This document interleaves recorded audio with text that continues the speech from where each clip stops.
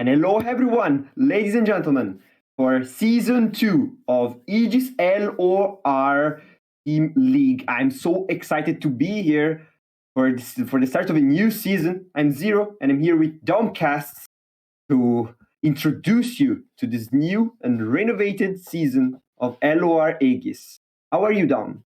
I'm doing all right. I'm glad to be back. We finished off summer strong.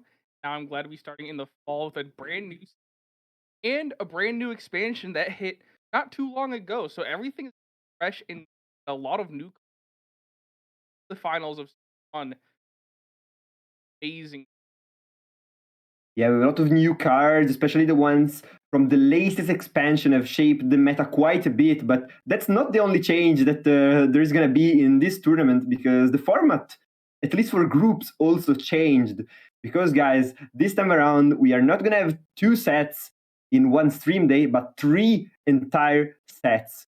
Yeah, because there is going to be one collaborative set or one best-of-3 with a lineup played by all 3 players in a vocal chat together, helping each other. So that's gonna be a banger of an experience, and I'm super, super ready to see how the teams are gonna fare with the new challenge. It should be exciting to see. Like you mentioned, it's brand new. The ages a really exciting twist on what's otherwise a tried and true method of best of that on the might be able to provide a little bit of twist. What happens playoffs and how collaborative matches really take effect because one mind's good, but 3 minds much better. So I'll be excited to see. My one concern is that if you choose the collaborative set that loses the other player, I don't know how much is going to be able to change, but maybe we'll be able to brains come out and hopefully. Yeah, especially with so many teams in the competition, we have so many groups playing and so many teams, so many players. Really, we have a lot of different ideas of how the game should be played and also of different meta reads. So summing all of that together makes for a very, very interesting season, and I'm so excited that we are here witnessing it Well, and to commentate it for you. I'll tell you one thing about meta reads is that everyone seems to be on the Seraphine Ezreal. The only thing that there's a variety of is what champion you're with Vayne. Oh man, Vayne and Seraphine, 2 of the 3 champions released this season, of course, the third one being Varus, have absolutely shaken the meta. They absolutely influenced basically every single deck, and the ladder is so full of them that players start getting crazy at week 2 of the season. It's not normal. Their power level is way too high, but that only makes for all too interesting matchups between players. I love Seraphine, how she works, the concept, and even a little bit of the randomness that she can bring to the table. Honestly, what do you think of Vayne instead? So expansion. When I was looking at the cards before, I thought Varus was going to be the big card of the expansion. A huge that has quick attack and, but boy, how I mistaken. I should have seen it coming because in the expansion before this one, I was a Poppy Tarek all the way through Masters, and now I see Vayne who rallies. I don't know how I didn't see Vayne being, but Seraphine. Let's be honest, it's just better karma. Karma. That's say about it because it duplicates spells, and duplicate spells is just so much value that it's hard not to win on. Yeah, especially Karma has 2 weaknesses. Like, one being, of course, that it takes time to get her active. You have to get to turn 10, you have to have 10 mana gems, be enlightened. And of course, you're playing Karma in Ionia, which of course is very strong to protect, but not so much to attack.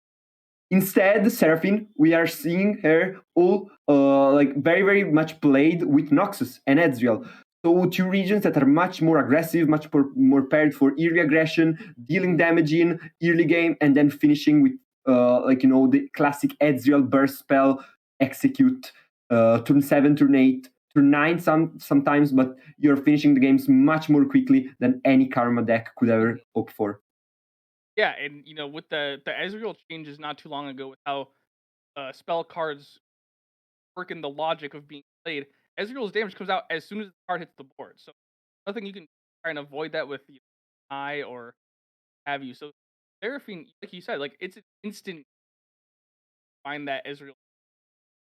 Yeah, but I think here we can start talking about the first matchup of the day because we're gonna have TA Boomers against ABG Ionia, one of the many ABG teams that we have in the tournament, but also TA teams are quite a bunch. So we basically are witnessing a fight between two corporations of players, basically, two very, very big organizations, or at least a group of players that are gonna clash against each other. And I think we could immediately start focusing with the decks of those two players. Let's see if we can see some of the decks of the matchups. And the first one being Seraphine Ezreal. We have already talked about this a little bit, but now that we can actually see the deck list, now that we can actually see how it's made, I can repeat it again. Look how many spells are there. Look how many cheap spells are there. Basically, only a very little bunch of spells are cost 3, 4, even 5, and of course the Song Spinner, that's super useful to level up Seraphine, to get infinite value out of her if she's already leveled up and on board. And then the champions. Artillery champion, backline champion, both of them. Ezreal, of course, can attack a little bit more freely because he is elusive, can create mystic shots, more burn, dealing damage, but of course Seraphine, the backline champion for for this season, probably the best backline champion you can find aside from Vayne. And the units, super strong too. They just generate more value. They give you time to level up your champions. They give you spells to target the enemies and get Ezreal leveled up. And then, of course, the Ali Barkeep, that's just an insane amount of value injected into your deck.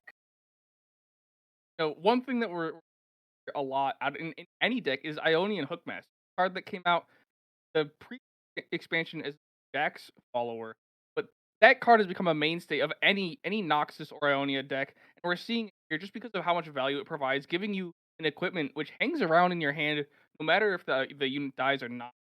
Able to find that extra so important, especially in a deck like you mentioned with so many spells. You only have so many slots for followers. You're gonna make sure those followers are as valuable as possible. Now, one thing that we're not seeing in the deck is Acorn, support card for Sarah. The Yeah. cost of the most expensive spell in your hand, which could be very valuable. Like you mentioned, there's only 2 or 3 spells that cost more than 4 mana, and both those spells though are so valuable to Seraphine. Drum Solo giving you draw and 2 cost reduction on those cards. Then Sputtering Song Spinner, brand new cards that you haven't played yet, work into that Seraphine ability and also potentially give you that Ezreal if they are a target. There's so Yeah. much synergy in this deck. And then in the back alley Barkeep, like you more cost reduction, more mana value if you're able to.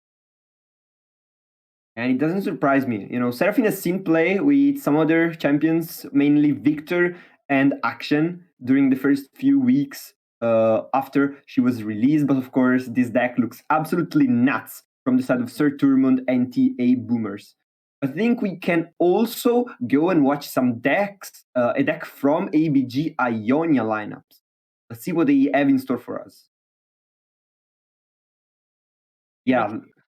There we go. Ooh. So ABG Ionia Hero Tempest is bringing other card that we talked about, Vayne, in conjunction with Zed. So now this deck is all about getting Zed to attack as much as possible. Vayne is sitting on the back line, generating those rallies, then you're just using those to make sure Zed can level up. Because once Zed levels up, it's so easy to just continue that momentum with the free attacks to just keep clearing the opponent's board until you're able to hit Nexus. And then we're also seeing there in the follower list, the Ionian Hookmaster making an appearance again. Just creating equipment is so valuable, and with improvise, the the potential high roll is just so worthwhile if you're able to find, the scout equipment or the overwhelm equipment or the quick attack equipment. All of those are ways for you to either level up Vayne, provide Vayne with a way to attack, or provide Zed with a method to damage the Nexus through his blocker. Because all this deck is about is making sure that your units attack a ton with those rallies that Vayne is generating. Yeah, I haven't played this deck so much, but now that you mention it, it looks absolutely insane as well. Like for me as well. No wonder that Kero Tempest immediately tried to bring it to an official to a tournament like this. It must have tried the deck a lot. I really like the addition of Greenglade Duo, even if I don't know how much value you can really get out of it, because you don't have those many low cost followers that you can fill the board with. Yeah, you have the Ionian Nuke Master, as you said, you have the Fleet Feather Tracker, but those are cards that you really want to see in the early curve and not maybe in the later one. So I don't know about the value of Greenglade, but with a weapon on them, they're for sure very, very strong card. Yeah, so the Green Glade Duo is all about the Zed. The Zed will generate that free unit, that Shadow Clone, when he attacks, which will give the Green Glade Duo an additional power that turn. And if you're using your free attacks with the Green Glade Duo on the board, or if using the free attacks on the Zed while Green Glade's on the board, if the Zed takes the free attack first and then attacks again, that's 2 power you've given to the Green Glade Duo through the Zed attacks. And then that's just compounding with other sources of free attacks. If you can high roll the scout equipment from Ionian Hookmaster to put on Zed, that's just still more unit summon that you get for free just for attacking. That's where the Green Glade Duo synergy comes in. But also being elusive is converting that damage into damage to Nexus. And if you can find, at the end of the game, if you're struggling to get that 1 or 2 more damage out, you just use the Vayne free attack on the elusive unit. If there's if there's elusive units that are not, if the opponent has no elusive units on the board, you use that free attack from the Vayne on the elusive, and you're closing out the game with that. And you know what else surprises me? No Vastayan Disciple in this deck. Vastayan Disciple is a card that we've seen everywhere with Ionia, but here it's missing because it's not enough aggressive. It doesn't give you that aggressive playstyle that you really want to play with. Shimon Wind, yes, it's very good because it draws you cards, but it's not really useful here because you want to play with a few cards that you can draw without wasting mana on value. And it's very, very interesting. And aside from that, like Shimon Wind card with the super, super high win rate overall, even if we don't see the card here. And so, guys, go and watch in Runeterra AR the decks with Shimon Wind because they're absolutely insane. So I don't know about this Vayne Zed. We're gonna see it played by Kero Tempest if we ever see Kero Tempest in some later matchups later today or later in next times. But it's gonna be insane also to see if this Vayne actually can snowball the early games every single time, as you mentioned, Andy. All right, and we're gonna take a break now from looking at the deck list to go into the matchup to find out what's coming through and what's not with this matchup between Sturtermund and Kaizen. So we have the opportunity for the mirror matchup with the Seraphine Ezreal, but we're seeing some interesting stuff coming out on these other decks that they're bringing. So we have Aphelios Pantheon Varus, Ash LeBlanc on Sturtermund, and then we have Katarina Yasuo and Nora Swain. Those are some decks we haven't seen in a while. The Katarina Yasuo and the Ash LeBlanc. Katarina Yasuo. Honestly, Katarina Yasuo is a meta deck. Like, let's be real. Katarina Yasuo has been one of the best decks of the played in last seasonal. Hasn't lost any of its power with the release of the new expansion. I think it's even like very, very strong against Vayne. And here we see double Mirror Seraphine Ezreal ban from both the side of Sir Turmund and Kizen. These two decks, this deck is so powerful that you need to ban it to have a fair game, to have a fair best of 3. But as I mentioned, the player that made actually the Katarina Yasuo popular was a friend of mine, Ganarog, an Italian player in Europe, and he made like rank 1 with it in like 2 or 3 days of climbing. And then the popularity of this deck just exploded everywhere else. And I think it's against Fungi. Once you get the heal down and you can roll 1%, yeah, is gonna super quickly and turn like more mid range that catch is not gonna have an easy win this matchup. I think you're cutting out there, Zero, but But yeah, I remember Katarina Yasuo in way early in the foundation days of Legends of Runeterra, and I'm glad to see it make a resurgence. Like you mentioned, a super strong deck in the last seasonal. It came out of nowhere. I think from my perspective at least, I was not expecting to see something like that return. But the power is undeniable. Yasuo if you're able to set him up, is just such a strong board control unit.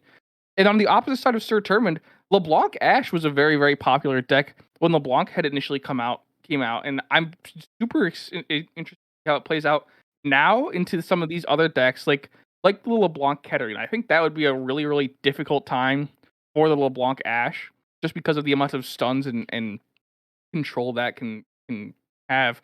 But the Aphelios Pantheon Varus, Zero, if you're back, can you give me some insight onto how you think this is going to work out? With very interesting. Like, let me this work out. Exactly, really like it a lot.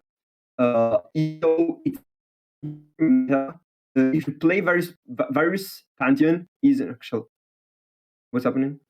We're back. Okay.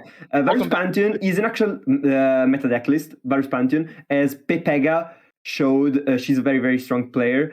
Showed on EMEA ladder in the past week, making doing rank 1 with the deck. The addition of Aphelios, I think it wants to make it like more control-like style of play, being able to have more options. The Aphelios weapons are always super strong.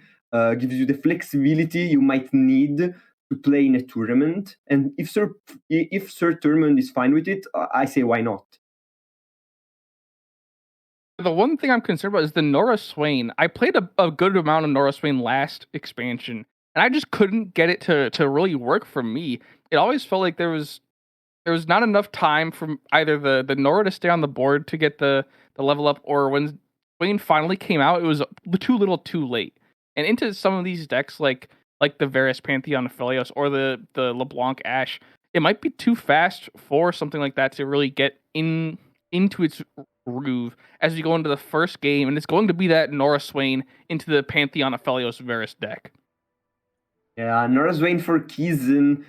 Very interesting. I haven't seen the deck in a while. I know it's a control-like style deck. You put down the Leviathan, you put down the Swain, you start controlling the board with the stuns, with the damage. Sir Turmund is gonna have to answer the Swain with a very big Pantheon to avoid taking infinite damage on all the board in the Nexus. So I'm really interested to see how this is gonna look in the next few turns, because Sir Turmund, yeah, good start. Thanks to the 2 cost that lets us create more gems, but we haven't yet focused. We haven't nor equipped nor actually procced Fate, and the first Fated proc is going to come out at turn 3, making a Pantheon a little bit slower in the level up than what we would want. But even then, we have both of our 2 other champions in hand, so I'm confident Sir Turmund can make something out of this end. It's pretty good, honestly, because Aphelios can give you a lot of options. Yeah. Ooh, but from Oh, go for it, Zero. No. I was saying this is really very big top deck for another flock, because now you can bait potentially Sir Turmund into healing the champion and maybe even play cascading or doing some weird card combination to save one of the Saga Seeker and then do the second flock. So you would be wasting all of Sir Turmund's mana, and you would just be playing 2 mana, 2 spells, and answering in a very big way. Yeah, and you mentioned the Pantheon level up is going to be a little bit delayed here. I don't think Sir Turmund is too worried because, we mentioned the Pantheon, but the Varus is also a very viable win condition, along with the Aphelios, with it now being on the board. You don't need to get the Pantheon if you can get the Varus big enough, and the Varus gets to attack. And now you mentioned the two Ravenous Flocks in Kaizen's hand. There's a lot of clear on the board still. They have the Disintegrate as well. They have the excuse me, the Death's Hand. All those cards are so useful for clearing units off the board. And now the only downside is Kaizen doesn't really have a lot of units. Kaizen has the Nora and the boat card for Swain. But that's it. Yeah. By the way, we got noticed that Sonic Holic from TA Boomers is losing for 0-1 to Kiro Tempest. At the moment, ABG Ionia is one game ahead of TA Boomers. Let's see if this also forces Kizen in some, into some pressure, or instead Sir Turmund, is going to be forced to play in much more aggressive way to cover for his teammate's loss. Every game counts. Every game counts, guys. Every game does count. Like we've seen so often last season is until you're in the playoffs, until you're through that qualifying format or qualifying portion of the league or the season, you're not in. It's not over till it's over. So every little game, every single game counts. Every match is important. As we see Varus dropped onto the board here, this is going to be interesting because while Kizen has a lot of clear, it all has to be used on units that already have damage onto them. Now we're going to see the Wallop come out here. Is it going to be immediately followed by a Ravenous? No, it's going to be healed up by this gem. But then here we see another Ravenous Flock. Yeah, and that's what I said. Double Flock is super strong because it gives you the option to actually kill the Varus, for example, here. Because there is no card combination that can save the Varus now because he is stunned. You are always going to be double flocking the Varus, and yes, the opponent doesn't even have mana for Pale Cascade, and even Pale Cascade wouldn't have been enough. So great kill on the Varus from the side of Kizen. Now Swain is definitely leveled up, and the Leviathan is going to touch the board the next round, throwing you one of your win conditions, one of your champions. That's a really important thing to realize, that the Swain is now leveled up, and Sir Turmund hasn't really been able to find any setup for any of his units, whether they're faded or not. We saw the one Saga Seeker get up to 4/4, immediately taken off the board. The Varus goes down, immediately taken off the board again. Now we're seeing the equipment go onto this Saga Seeker, but is that really enough? There's the Leviathan going down this turn, as you said, but the rest of the cards in Sir Turmund's hand, are they enough to keep the Swain at bay? Oh, I don't know. That's a really interesting question. For instance, now we are gonna try immediately kill the Yasuo, the Aphelios. I think that is a very, very good idea because you're forcing Sir Turmund into using more cards, into using that 4-cost strike spell that the Fierce Wielder that you really need for the opponent to come out, because then you can actually play the Leviathan in all security. You don't care anymore about your opponent having tools, strike, and here it comes, Leviathan, Swain's boat, drawing the champion, gonna come out next turn, leveled up and ready to strike. Oh, and another boat. And you mentioned the spells coming out to save Aphelios. I don't think was the best play, but that's obviously coming from our omniscient perspective. We see what Kizen has. We know that the Swain is going to be coming down, and we have another Furious Wielder in Sir Turmund's hand, but you now don't have a card that's strong enough to kill the Swain. There's just nothing that is available. You can't equip or do anything in time.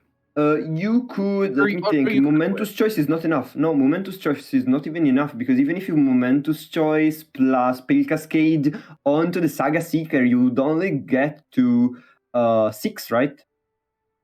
Yeah, you would only go to 6 of attack, to 6 attack. So there is actually no counter to a Swain attack here. But Kizen could actually go and make the Swain bigger, giving him a +2/+2 from the spell, from the Udyr stance. I don't think that Kizen even needs to look for that. I think he could look for maybe something else with the stance swap. The other problem is I can't remember if they changed Furious Wielder, but it looks like the equipment on, or no, it's still equipped on the Saga Seeker. So we could potentially see enough damage come out, unless they're going to go for the kill onto the Leviathan. Because we have to remember that the Darkened Bow, when you cast a spell that targets an ally, it gets an extra power. So you could technically Momentous Choice into a 7 power Saga Seeker, but that's definitely dangerous because there's the Noxian Guillotine in Kizen's hand, and that will kill a weak or a damaged unit. And there's not really a way to heal this Saga Seeker back up. Exactly. I'm really wondering what is Kizen gonna do, because the attack here look really, really good for him, but I wonder. Wow. And instead decides to pass because he's saying, I have a Leviathan on the board. You're giving me the free pass. I'm gonna get the 2 stuns, the 2 free damage on your face, and he's being chilling. I still another Leviathan in hand. Attacking with Swain still probably would have been the correct choice because nothing can block the Swain and save you from the Nexus strike. So that still clears all of Sir Turman's board anyways. And now we see the Varus come out. The Varus is leveled up. And you have a bunch of cards in hand. You have the Mimosa's Choice, that's 2 spells. You have the Pal Cascade, that's another. But is it enough to push lethal? Which it isn't, because there's 2 Leviathans on the board. That's 7 health that Kizen will be able to save. Can I say something that I don't know if the whole community agrees on? I really like Varus level up animation because it really seems like he's going Super Saiyan. And I am a Dragon Ball fan. So that's the reason I really, really like Varus level up animation. By the way, we just got noticed Sonic, one for him coming back into the game against Kiro Tempest, against Kiro Tempest. But here we see stance swap being committed now, potentially on the Leviathan. I guess to give Leviathan regen. No, this is the Boar stance. This is going to deal 1 to everything, stun the Varus, and essentially deny any attack from Sir Turman. This is so cool. This is so cool because then everything, aside from everything, is going to be under Flock. And, of course, next turn is going to be under Noxian Guillotine. Yeah, and now we're going to see an Infernum come out from Sir Turman to try and give the Pantheon something. Unless Pantheon finds lifesteal in this level up, I'm not sure if there's any way out of it. Enough. Let's see. The slot machine and Pantheon finds the lifesteal, finds...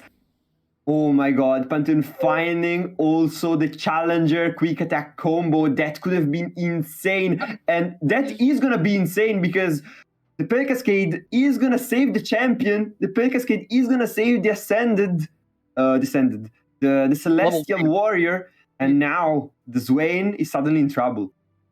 The Swain is in trouble. And it has to be. Sir Turman has to go for it. He has to use the Pale Cascade onto the Pantheon. Granted enough power to kill the Swain and enough health to live, and now it's gonna be close. Now there's no men on either side. The unit has to be the Swain. It has to be the Swain. The thing is, you get the Swain, you heal up to full HPs in this. This first game between Sir Turman and Kizen might already be over because for damage, yes, Leviathans deal quite a bit of damage, but it's not nearly enough to get rid of the opponent's health. 20 HPs at turn 10 might be too much, a mountain too tall for Kizen to climb. Let's see if the Noxian Guillotines are gonna do the work though. Yeah, and the most unfortunate part is Kizen used the extra Swain that was pulled with the Leviathan to try and kill Pantheon. So now there is no more Swains to drop, or not at least in hand. There's no stuns coming out, which is a huge problem. Thankfully, the Noxian Guillotine is still in hand and should be able to kill this Varus, but not before it kills one of the Leviathan. Yeah, one Leviathan down, the other Leviathan is surely gonna follow, because of course we see a Calibrum. And after the Calibrum, it's not going to take that much longer for the Leviathan to be killed by this Aphelios. Aphelios also getting out of the range of the Guillotine because of the Gem Seal. And I don't know how Kizen is going to come back into this game. Aphelios leveled up on board. It looked so good. Much of value. Just gives too much value. It looked so good for Kizen. It looked amazing. It looked almost over. It looked almost over, but Kizen not overplayed his hand, but Sir Turman just waited until that mana was too low for for something to come out like the Noxian Guillotine, and then played the Pantheon, got the Pantheon level up, and just got insane keywords, quick attack, lifesteal challenger, and was able to kill the only Swain left. He's forced to use the Ravenous Flock Swain to try and kill that Pantheon before it could heal up again. Now we're just going to see a bunch of Aphelios cards, and it's going to kill that other Leviathan sooner rather than later. Yeah. Double Aloof, I mean, Double Aloof for Kizen can help him for sure, looking into his deck, looking for answers, looking for something, looking for the win. But Aphelios here, just growing stronger, stronger. The Darking Bow committed onto him. It's gonna just make him just that big of a threat, especially with Infernum committed. But here it comes, the Spider, saving the Nexus of Kaizen for one more turn. Yeah, that Erectoid Sentry was definitely a clutch pickup, but the problem exists that you need the Swain as Kaizen to win. You need the Swain to come out so that you're stunning these units, and you're not having to top deck an Arachnoid Sentry, having to top deck these stuns. Ooh, I don't know if I really like this attack. I don't really like this attack. I don't know if I like the Nora block. I feel like you should just eat that one damage from the Solari. I think the Nora block is fine. There is nothing on the opponent that can kill. Like at that mana range, yeah, of course, if they want to use another Pale Cascade, but it would be their last to kill the Nora, I think it can be described as fine. Here comes Nora striking again. We have the Portapalooza. We have the Aloof Traveler. We can draw into our deck more and more. Let's see if we find anything worthy of our attention. Yeah, Portapalooza. Disintegrate. Ooh. The board is full again. The board is full. And there's another stance swap in hand. That's a pretty good we have stance swap. We have stance swap plus disintegrate combo to kill Aphelios. That is exactly right. Now we're going to see. There's no way out of this for Sir Turman to save this Aphelios. Nothing that I can think of. There shouldn't be. There could always be, the top deck of the Spell Shield from potentially either the draw from the Guiding Touch or the Pale Cascade. So that's always to be considered. And here we see the little funny Yordle, Nora, the Lecturer, leveling up. Not something that you see every single time that you see Nora, because their level up is a little bit complex to reach in this kind of deck.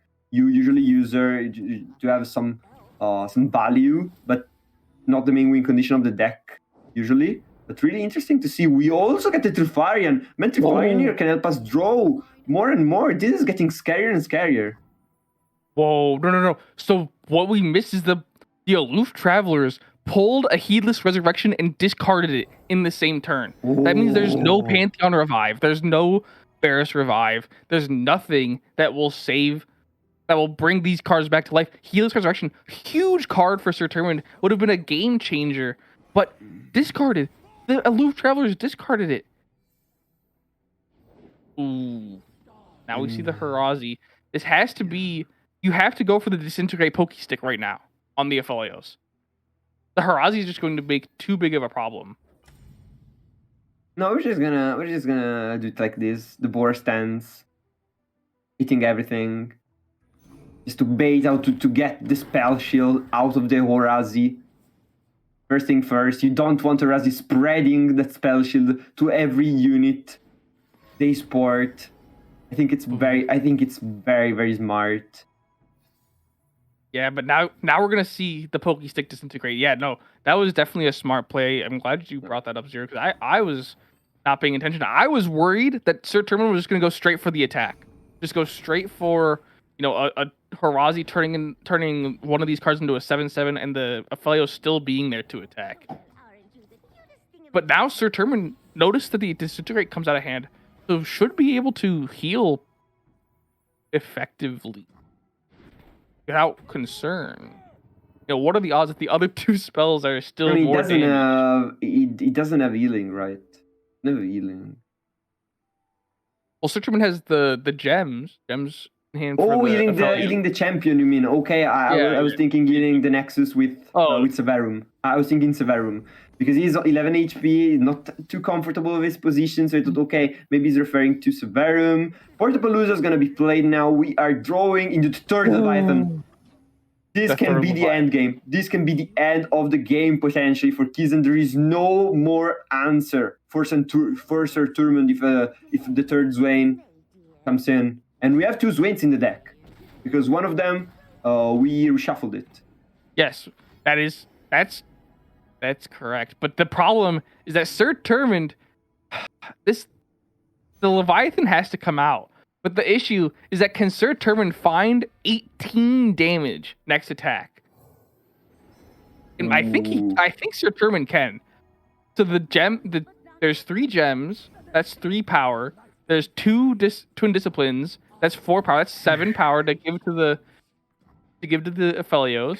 With the Puppet Skin, that's 8. That's 18 power. And there's actually no Leviathan. They opted to not go for the Leviathan. This could just be game. This could just be game. Yeah, the Horadzi combined with the Overwhelm.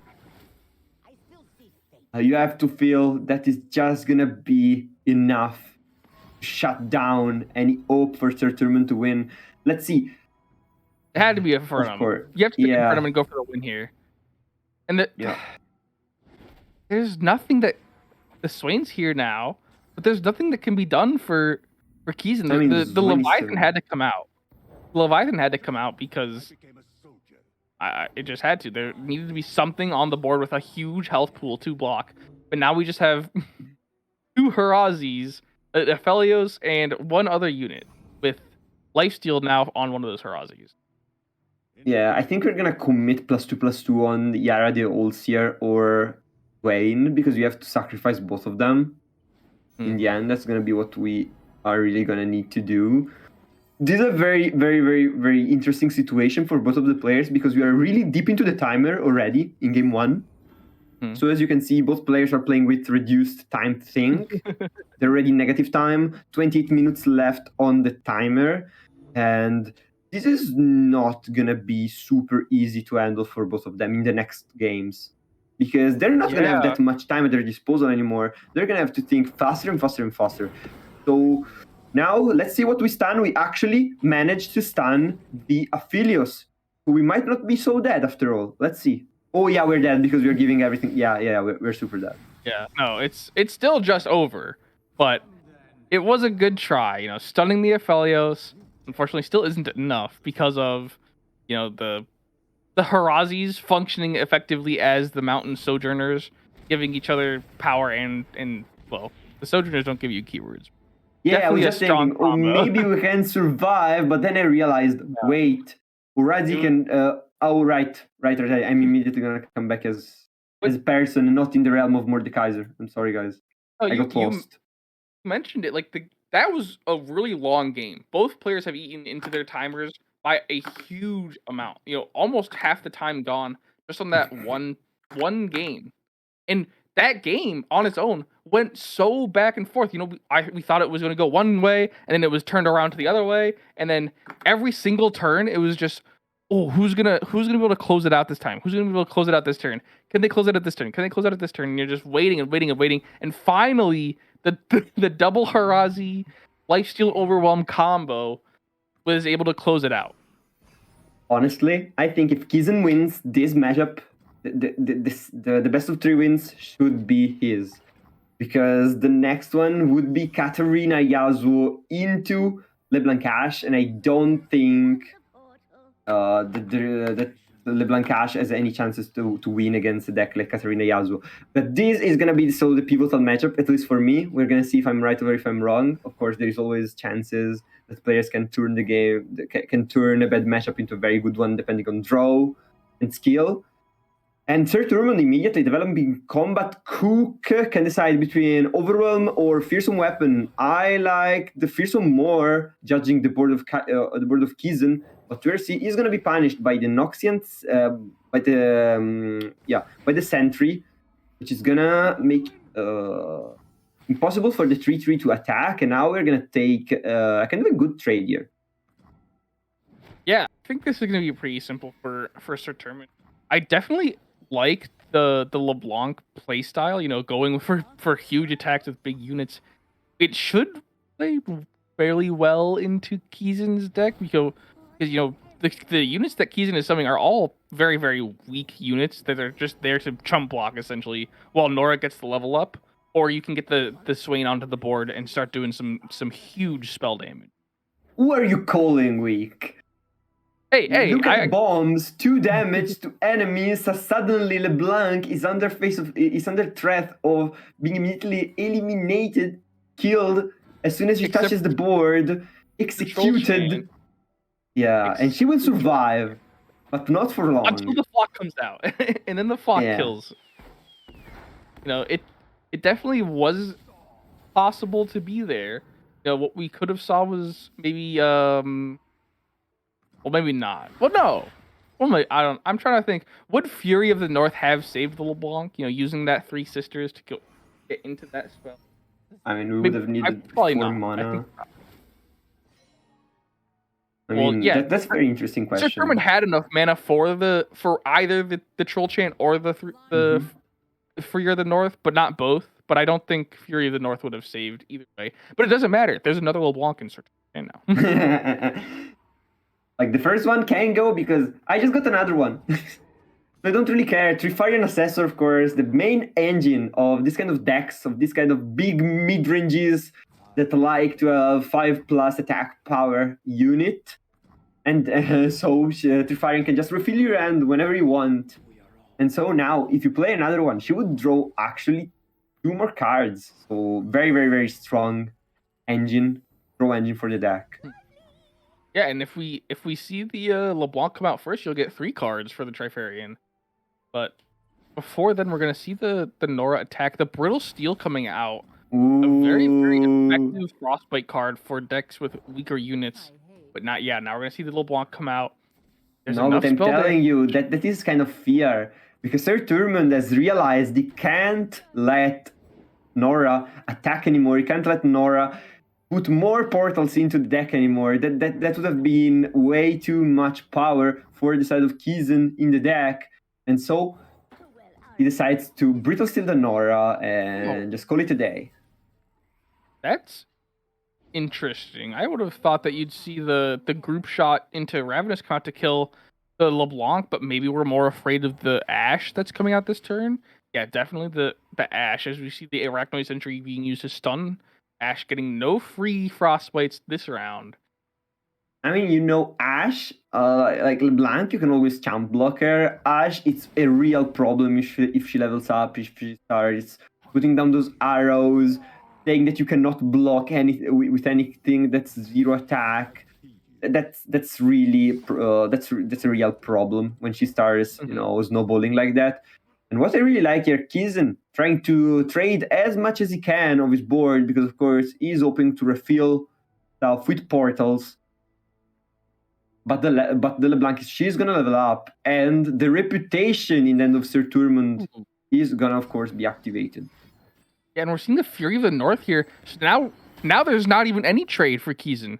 The only thing that's going to be traded out now is the Hunter. No, everything is going to be traded. Like, we are taking this opportunity. Like, we baited Sir Turmund in using a lot of mana to try and kill our Swain. But we're actually answering with an execute on LeBlanc Ash and stunning the unit that he committed so much mana on.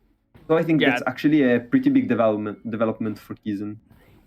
Oh, that is really good. The problem still remains that there's 2 big blockers that can block the Swain, but not enough to block the Nexus Trick from coming through. And now there's a mini morph for whatever champion hits the Nexus next. Man, this is gonna be a big attack for Keezen. Yeah, next Ash is gonna be absolutely mini morphed. Next Ash, as soon as she levels up, Ash has to go. There's no way you're letting Ash on leveled up Ash be on the board again. And this is 11 damage. I think we could try to Culling Strike immediately the Nora, or we're just gonna wait to do the super strong Ice Veil Archer on Swain plus Culling Strike to kill the opponent threat. I think that might be the stronger option. And Brutal Skirmish is gonna be what we are gonna go for. Yeah, anything to clear that Mhm. that Swain, because getting even that extra 3 damage from the Nexus Strike is just so much that you're not getting back actually with this with the Ash LeBlanc deck. There's no Wish, there's no Guiding Touch like in the other deck as we see the Ash hit the board. And luckily there's not enough mana for many more of this turn, but Keezen will be able to hit that now. Ooh, Portapalooza, another Nora top deck for Kizen, now allowing him to draw more cards, to draw into more of his deck, and this is really what Nora Swain wants to do. Draw, cycle the end, get more value out of the portals. Let's see if that is gonna be what's gonna happen in these few turns. It should be What do you expect interesting. from this game, actually? What do you expect from this position? Like, what do you think is gonna happen? It's tough to say. I think, with this Trifarian hopeful and also having another Noxus unit on board is very convenient. But I don't know what to say. Having Ash on the board, I definitely makes me feel like Sir Turman has the upper hand. The only problem is that Keezen has the mini morph, which means Sir Turman doesn't have an Ash. There's no Ash on the board, is what I'm considering. But I think it's going to be important who pulls the next champion, because this Ash I've already written off. There's no Ash on the board. Whoever can pull their next champion, I think, is going to take this game home, just because Swain will end the game or Ash will end the game. Right now, it's looking like Keezen's going to end it without pulling any champion. Exactly. I was about to say that this is a very big problem for Sir Turman now, because Keezen is a full board. Sir Turman only has so many cards on board at the moment, and the damage it's gonna come out huge for the side of Keezen this turn. But Ash, leveling up, we got the double freeze. We got a way to stop this aggression. Yeah, we saw the bitter cold coming out. Now there's nothing else though. There's a culling strike. That's convenient. Culling strike will be able to take care of the risen the 3/2 overwhelm card.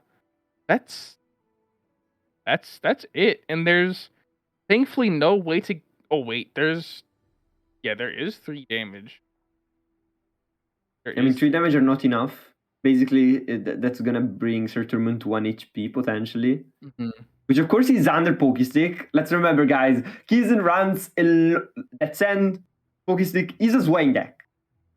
Okay, so bringing the opponent to 1 is actually a big victory for you. And also you can rebuild the board from next turn onwards. So let's see what Keezen decides to do. Ooh, okay. So now Like this is gonna leave Sir Turman to 2 HP.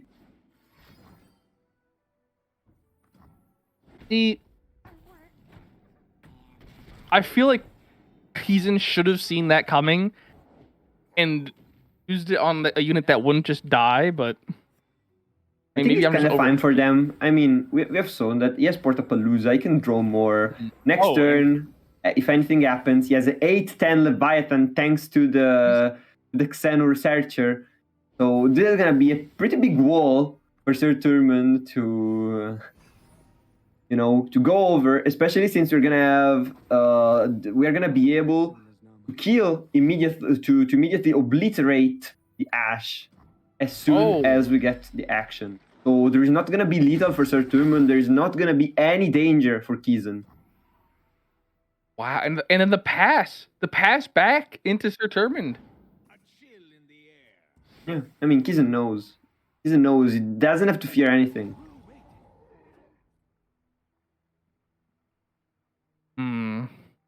I still feel like playing anything would have been better than passing. No, because if you play Leviathan, then Leviathan is also, you risk getting your Leviathan under Culling Strike. Before this, and had a unit with power on the board. Oh no! You should like there was nothing because Ash was already leveled up. So the opponent started with the thingy. Like it wouldn't have changed anything. All right, I can see, I can see. But wow, Keezen's actually just pulling insane cards out of the Nora portals because yeah, the 6/6. If I'm enlightened, I go +4/+4. I have life still. This is insane. It's gonna bring Keezen back to full HP for the second time in this series. We have one player at turn 10 going full HP against the other, and Sir Turmund, be wary of the timer again. That's it. Man, yeah, that's it. 2 damage. You'll love to see it. You know the Leviathan ending games out here. That 2 damage is not to be forgotten, to look down on, and you know that's less than it used to be. It used to be 3. That was a great win by Keezen. You know, just waiting for the mana to go away, waiting for it to be the correct time to play that Leviathan and make sure that 2 damage goes through. And now we're up to the final game. You know, it's 1-1 between Keezen and Sir Turmund. They're going to be down to the Katarina Yasuo and the Ash. Katarina Yasuo. Absolutely, it's going to be an absolute banger of a matchup. I've seen it actually being played in the Italian league that I have the pleasure to host and cast earlier this week. So I know the Katarina Yasuo should be pretty favored. But hey, I love when matchups go to turn 10 because if you saw my caster card, I level up when we are turn 10. So this is we've gone to turn 10 in every game. Yeah, we got to turn 10 in every game. I hope that we keep that we keep the rhythm also for the next series that we're gonna watch today, and also for the collab series that we're gonna watch, because there are gonna be 2 more best of 3. Okay, we have the first matchup ending from this from this set. Tsukuma won 2-1 against TA Boomer player for LW. And so ABG Ionia are 1-0 in terms of best of 3s for this first set of this Aegis LOR season. Now, curiously, Keezen didn't play the excuse me, the fleet, not fleet. Why can I remember the name? The Twitter Blade. Yeah, the fat Twitter Blade. That's because you want to retain mana. Like this is not a deck that wants to really go very heavy with the board. The main thing that you want is Elok. We haven't found Elok yet, so that may be a little bit frightening from the side of Keezen. You really like when you have that card at your disposal. And this is going to be interesting because even here, like not standing the Ash, going for the block, the Might committed, it's going to be punished by either the freeze or the Troll Chant. I think the Troll Chant is going to come out immediately. This was very greedy from the side of Keezen. Very greedy. Yeah, that was a little interesting. Like you mentioned, holding on to the mana. You got to realize Sir Turmund still has mana, and that could have been a Frostbite, or it could have been a Troll Chant. Both of those would have been, putting the Ash back into a safe area. And now we see the Katarina coming down without any power. That could have been an opportunity to use the Might, or just holding the Might for... No, you never use it there, honestly. Yeah, like holding the Might for a turn where you can win with it. Oh, I mean, you don't really need it to win. Like that's one of the weird things of this deck. You don't really need the Might to win. It's more as a combat trick to get like valuable trades, to get trades with Yasuo, because of course +3 attack on a unit with quick attack is always super strong. Well, then why wouldn't you just use Elixir of Wrath? It's cheaper and it's only 3 power. So you. Yeah, but you also push damage. The thing is you don't usually win with that unless it's on Yasuo or the Fey Twirl Blade. That's your main win condition with Might. You get it super big, and then you buff it with the Might. But in this kind of matchup, it's not so reliable. Because of course, this matchup, the opponent, that the opponent is gonna have freezes, so it makes sense to go and try to get all the freezes from Sir Turmund immediately. Like, I think it makes sense. It was strange at first, but it actually makes a little bit more sense if you think about it. Heal got punished. That's not something we can ignore. He still got punished for it.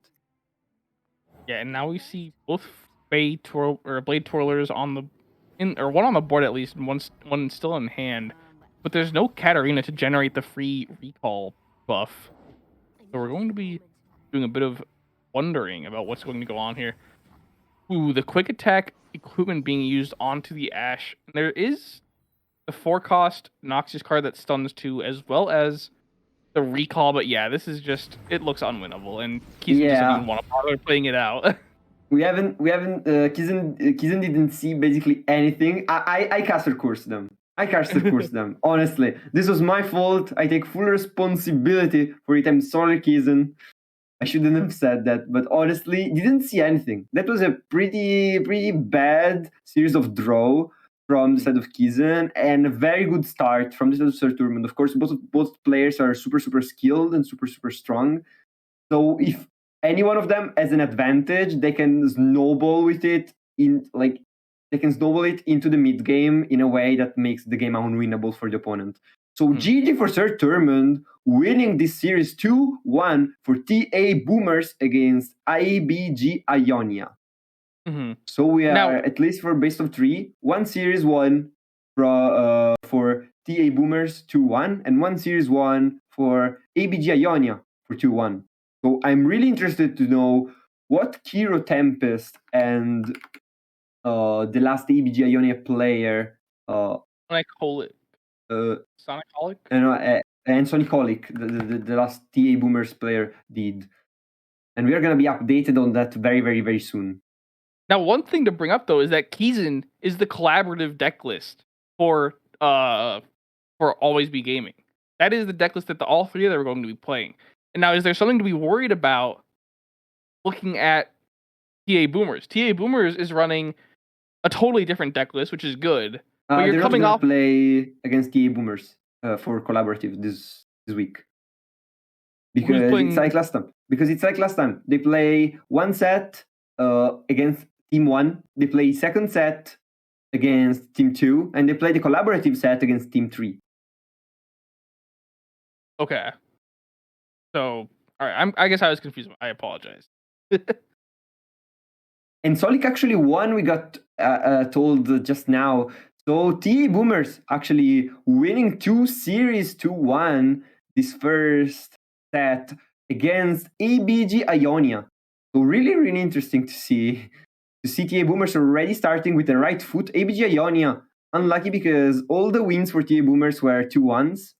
So it was a very close set, and they showed up big.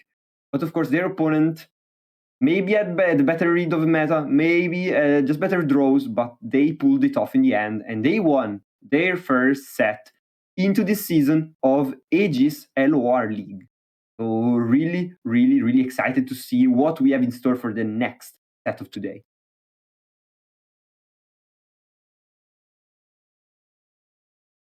Yeah, and since we've finished with the first set of today, I think we're gonna cut to a short break until the next one, when we're gonna have 2 more teams fighting against each other in solos set, and then after the second set is over, we're gonna go into another break, and then finally we're gonna have the first ever collaborative set on stream for Legends of Runeterra Aegis. So see you soon, guys, and we see you with the next best of 3.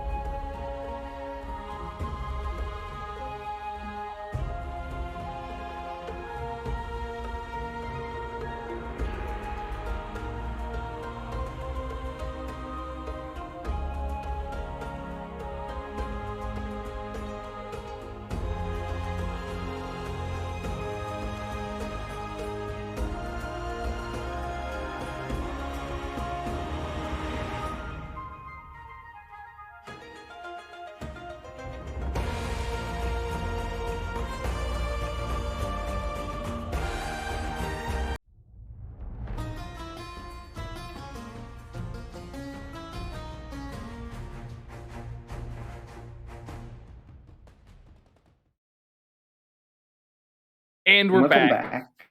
Mhm. Oh, Yeah, and we're welcome back. back, guys. Go Oh for my it. Go for god. it. Dude. Go for it. Go for it. Go Yeah, for yeah, it. yeah. And welcome back, guys, for another very interesting best of three and exciting because we're gonna have Team CAG Gaming finally, the main team of TKG, the real ones, against Team IC Demacia. I really love how the team always brand with the regions. ABG branding with regions, Team IC also branding with regions. I'm sure that between EMEA, EM, AM, and APAC, there are going to be also other teams branding with different Runeterra regions. But yeah, this is the real deal. We're going to have Smooth Swalloist on one side, we're going to have Team on the other. But first and foremost, let's talk about some of the decks these teams are going to be playing because I'm super excited. And they bring very, very interesting lineups. No, it should be a good matchup as we get into the first one, which is a LeBlanc Ashe deck. Like we just saw take down Keezen pretty quickly in that final game, but it's definitely a strong deck. Like we saw, if it can get set up, if it can get rolling early, there's just so much like steamrolling going on basically. Like Ashe just constantly freezing units, LeBlanc hitting big, all of that fun stuff. It's got the Ionian Hookmaster that we all love so much. It's in every deck. As well as the Trifarian Glory Seeker, the Assessor, the Avagos Hearthguard. Now, interestingly, this one does not have a Trapper in it, like we saw in the other deck list. The other deck list we saw had the Trapper, which generated some angry Yetis there, some one cost 5/5s, which are I think a huge boon. Any deck that is functioning like this, both in Freljord and looking to get a reputation proc or two. Just having a one cost 5/5 unit is just so valuable. Yeah, if you look closely at this list, instead you see triple Avaros and Hearthguard, of course, Incisive Tactician, to have the rally always ready, potentially to even multiply this rally and duplicate it with the LeBlanc if she's leveled, and of course, one copy of Elixir of Iron that can really turn some matchups if you can play it at the right time, and two copies of Bloody Business. Like they gave a lot of seasons ago, they gave this spell to Noxus. It was basically never played, even if it was really good. But now, with these kind of versions of LeBlanc Ashe coming into the meta, with the deck actually being playable, this card seems really, really strong, especially against Pantheon, Swain, potentially also even Vayne, and Seraphine, Ezreal being backline champion. You have a way to strike them. This card is very, very, very strong and prominent in the meta. And then we have the Unforgiving Cold, which is a card that released with this expansion, which is a 4-cost Frostbite spell. It copies itself onto the other, like the strongest and the next strongest units, which is really easy to hit. Like we mentioned, we have the Ionian Hookmaster in the deck. If you drop one of those, that guarantees that the Unforgiving Cold is now going to double proc, which is both an easy way to level up the Ashe, but also just great to have as a defensive tool, or if you're going for that big Ashe attack, an offensive one as well.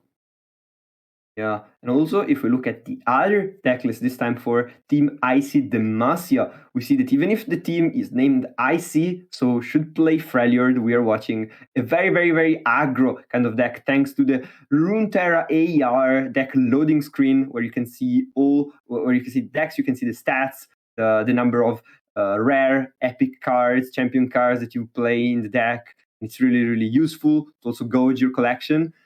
This deck, the team may be icy, but this deck is super hot. This deck goes strong, this deck goes really, really fast and wants to burn you down immediately. This is not a Freljord deck. No, not a Freljord deck. It is not. Don't get confused by the Tusk speaker in there. That's the only Freljord card you're going to see all day from this lineup. Specifically because every single card. Well, okay, I'll correct myself. Not every single card. 90% of the cards in this deck strike Nexus with a skill. And that's what we're seeing with the Jhin. Jhin is the original World Walker, the original regionless champion who allows you to put any champion or any follower with a skill into your deck.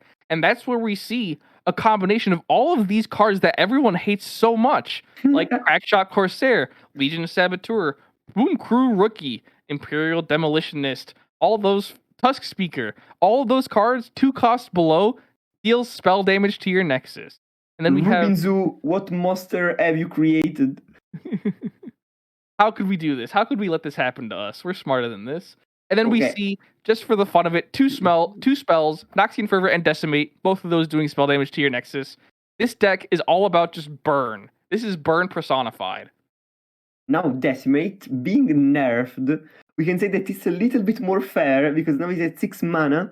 But we're all lying through our teeth when we say carefully. that. We're all lying through Yeah. our teeth when we say it's fair still. Yeah, it's fair still, maybe, but I see a lot of aggression. Of course, the Doom Beast are the final nail in the coffin most of the times. They deal that damage that you would really not want to be dealt to your Nexus. They also heal your opponent, so if any Jin may be in trouble in terms of health, no problem. Doom Beast are there to heal you up and make your opponent's life a living hell. So really, really cool to see a deck like this back into the meta, especially into competitive lineups. And we see it paired with other very aggressive deck lists, being the Vayne Rumble, always also from the side of Team, and if I'm not mistaken, also with Asway Nora. So Team bringing a very aggressive Noxus-centered lineup. Yeah, Vayne Rumble, another one of those decks that we've been seeing with the release of the new cards. No, any champion that does good damage, give it a Vayne. That's another free attack for it. And it's definitely interesting to see because when Rumble initially came out, it was kind of interesting to see during a Draven Scion discard deck to see a Rumble, but it never really hit its stride. But with the Vayne is really, really powerful just because it gives your powerful units a free attack. But before we go too deep down this tangent, we'll look at the other. Or wait, we already looked at both teams' decks. Yes, we did. So we can look back over at the lineup for the matchup that we're going to be covering, which I don't think was mentioned just yet. It's going to be Smooth. Oh, wait, no, you did mention it. It's Smooth Soloist and him. Yeah. Swoloist. Sorry. No, there's an O in there, Hirsch. Swoloist. It's Wallist because he's Wall, And yeah, honestly, a friend, one of the best EMEA players I've had the pleasure to cast playing random decks in Monday Madness. But of course, here is bringing not that mad of a lineup because, yeah, Lease in action, a deck that's very stable, very proven, has gone through and through many different metas, has beaten many different top tier decks, and I think Smooth is one of the strongest player to bring it out here. Then, of course, Lemlancash, we have talked about it so much at this point, and the Varus Targon, which is an EMEA special at this point. I don't know if it's already really, played in AM, but in EMEA, we have had multiple players doing rank 1 with it after, Pepega played it as the first player. And it's really, really interesting. I don't know, though, the matchup against the full Noxus lineup, because triple Noxus was not something that I was really expecting to see today.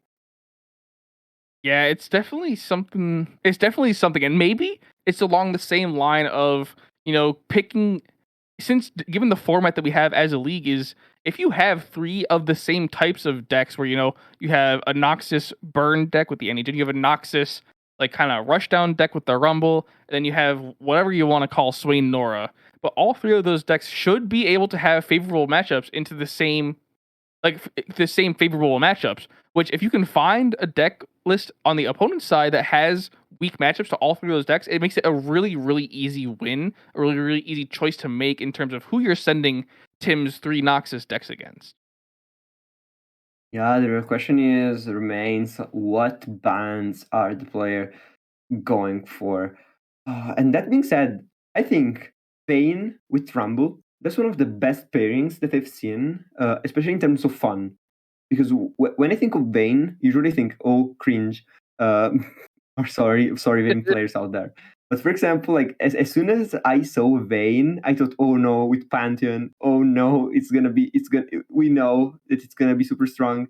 But then being paired with champions like, for example, here the Rumble, like that's a whole new playstyle, all different. And seeing the Mecha Yordle being played into a Runeterra board in this meta, it actually makes me happy, because that's an archetype that I've always loved, but it hasn't seen any play since the start since the release, and it's been 1 year almost. Well, I feel like if you're Tim, you're not too worried about the frostbite, I would imagine, just since all your damage is from skills. But the action on Lee Sin is definitely something I would worry about if I'm playing Nora Swain, because Nora Swain does take a good amount of time if you're not getting a really good roll. Whereas Lee Sin action, like once that level up hits, it's kind of just game over. Now there is a lot of control, like we've seen the Nora Swain be able to take care of units pretty consistently, like in that Varus Pantheon Aphelios game, but there's just so much going on for Lee Sin action to avoid that control, that should provide a pretty good matchup into Nora Swain. Yeah, yeah, absolutely. Nora, though, very interesting champion, and we are just waiting for one of the players to send us the bans, and then we're gonna go right into the game, guys. Meanwhile, Nora, what do you think of the champion? Because it's been around for a while now. When she got revealed, there was a lot of overaction, in my opinion. She hasn't seen that much play since then. But I really like the two decks, the two decks she has primarily settled in: the Darkness, Veigar, Nora, of course, and the Swain Nora. What do you think of the decks? Well, I mentioned earlier that I couldn't get the Swain Nora to work for me. I just don't know what I was doing wrong. It just always felt like the Nora wasn't being able to get enough portals out to get the level up, and then even if the Swain hit the board, the Swain was just instantly cleared as well, because those are the two main threats on that deck. Is that if the Nora stays out, you're summoning big units. If the Swain stays out, he's doing huge damage to Nexus and to the board. So it's definitely an interesting deck line. Overall, I think Nora was interesting to play with when she came out, because it was a unique new play style. But overall, I think she's underwhelming. I think there's definitely other things to play in Legends of Runeterra if you want to climb at least. And a lot of it revolves around fast-paced decks, because it's easy to play fast-paced decks. They're very consistent in how they play. But if you're looking for something unique, then Nora is definitely a unique playstyle. And we are gonna see some of that uniqueness in the game, because we see the bans. There's gonna be Smooth decided to ban Teams Team Ginny, as we usually call it in the community, and Team banned the Pantheon Varus deck from Smooth. So we're gonna see either the Vayne or the Nora being played already in the first match, and I'm really excited to watch more LeBlanc Ash, because it's not a deck that you always see, and especially Lee Sin action. That's always nice bring to a tournament, even though might badge some badge deck because Hey, until you have Lee Sin on board, it's kind of boring, and then with Lee Sin on board, immediately explodes and kills you in one single swing. So it's gonna nothing's be as fun. bad as Thrall was, though, or Zarath's Ear. Man, those decks got old fast, and when they were popular, they were the only things you saw on stream. It was very, very boring. I'm glad that we see some variety now, because I mean, there was something even more badge, and I don't know if you even were around, like the Timo Ezreal Shroom deck that we saw played multiple times at the U Master, at the first and second European Masters, when I the games remember. were actually ending for deck out. Yes, I remember playing against those decks. Okay. Those decks were also terrible. Luckily, I didn't have to cast any of those games. I just had to witness them.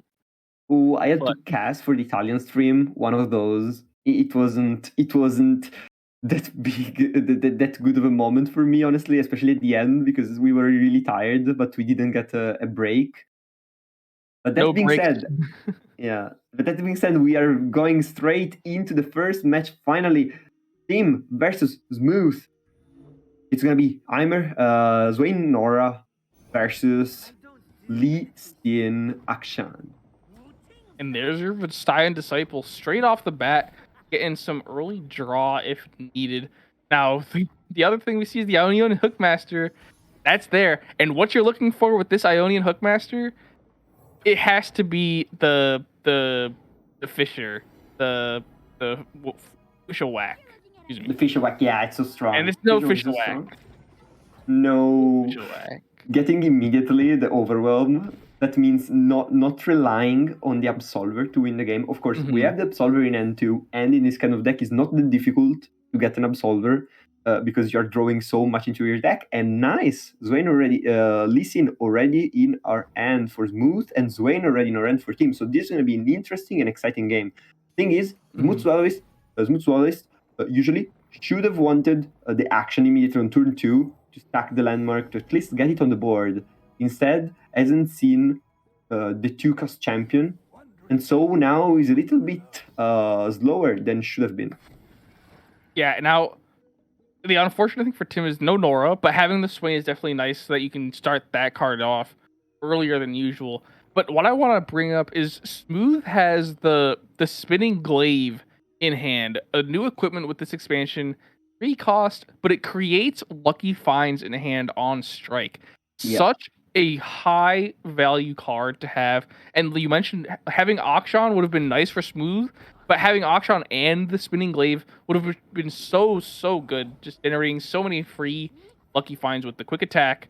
Now we're going to see the trade out here for the Hookmaster. I'm interested to see what Smooth goes for, because next turn they should be able to summon the Lee Sin, but do they go for it immediately? No. It's Yeah. too important. Lee Sin is too important. It's your main win condition. But this feels so bad. Like Smooth is in a very bad situation now because he can't go with a Lee Sin play. But on the other side, Team has to be very careful of what he plays because he can't go Swain because that would mean not having enough mana to threaten the Lee Sin, and even like this, playing the Mayor, wasting quote unquote 3 mana. Swain is free to be dropped, and now there is Lee Sin is going to be is free to be dropped, and now there is a Lee Sin on board with 9 mana to protect it for Smooth. This is a disaster from the side of Team. Yeah, and now there's the action as well for Smooth, which means there's 2 threats on the board that need to be cleared. And you have enough cards in hand if you're Tim to clear both of them. The only problem, like you mentioned, is the mana. You have, the Disintegrate, the Death's Hand, the Noxian Guillotine, and the Group Shot. So you could technically clear both units if you go for a Disintegrate Group Shot onto the Lee Sin or a Death's Hand onto the Akshan. The only problem is that if Lee Sin can get the barrier, that can effectively deny a Disintegrate or deny one of these other spells that would just otherwise have cleared him. Yeah, exactly. I expect Smooth to actually take the damage or at least block with the action to bait more removal on the champion. But yeah, his solution is just take the damage, yes, potentially 2 health pots in hand. So actually has 6 health banked in his hand, ready to be played at need, basically. So Lee Sin is just going to be able to get equipped. Now he's going to, as you mentioned, create lucky finds every time he hits. And I'm really interested in how Team is going to be handling this. No, it should be interesting. I would have liked to see the spinning glaive be used on Akshan just to give Akshan more power. And Akshan has the quick attack to get those lucky finds off. But This is so bad for Tim. This is so bad because he can't. Even if he pings and goes for the Noxian Guillotine, then Smooth can just heal up No, it has to be Disintegrate if Tim wants to clear the Lee Sin. There has to be no opportunity for a heal coming out. But now we're going to see the barrier come through, and this is where you see nothing happen because there's not enough mana for Death's Grasp as well. Yeah, that's Exodia situation for Smooth. And that's why he was so sure about developing the Lee Sin the last turn, and now developing the action and going nuts with the equipments. Second Disintegrate, though, could change the things. Let's see, because this is very interesting. There's still the problem that the barrier has to be consumed first. Yeah, there is nothing to consume the barrier. I mean, there should be the attack consumes the barrier, the strike. Yeah, the strike has to consume the barrier, which at this rate, it's going to. Oh wow, just going for it. Yeah, let's see what's gonna happen, because team can decide to either immediately do it or wait, and I think waiting is the right option. Yeah, see if you can spend. You see if Smooth will spend a little bit more resources on that Lee Sin, which realistically there's nothing to do this turn because you know with I'm the Lee afraid Sin. though. Moot can Afraid recall the Swain. Can recall the Lee Sin. with Yeah. And I think since Lee Sin is your main win condition at the moment, and you don't have a Lee Sin backup in hand, I think you are considering recalling it either with Toko.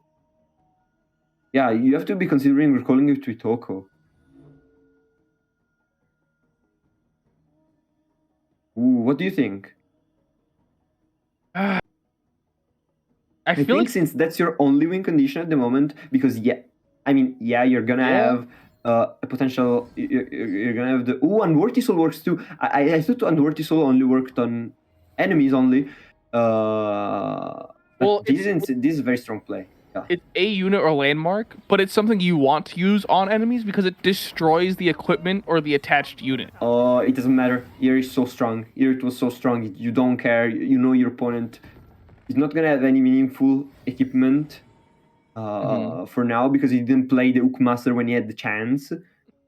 And now Deep Meditation, I think it's gonna be the or Wuju style, either Deep Med or Wuju style.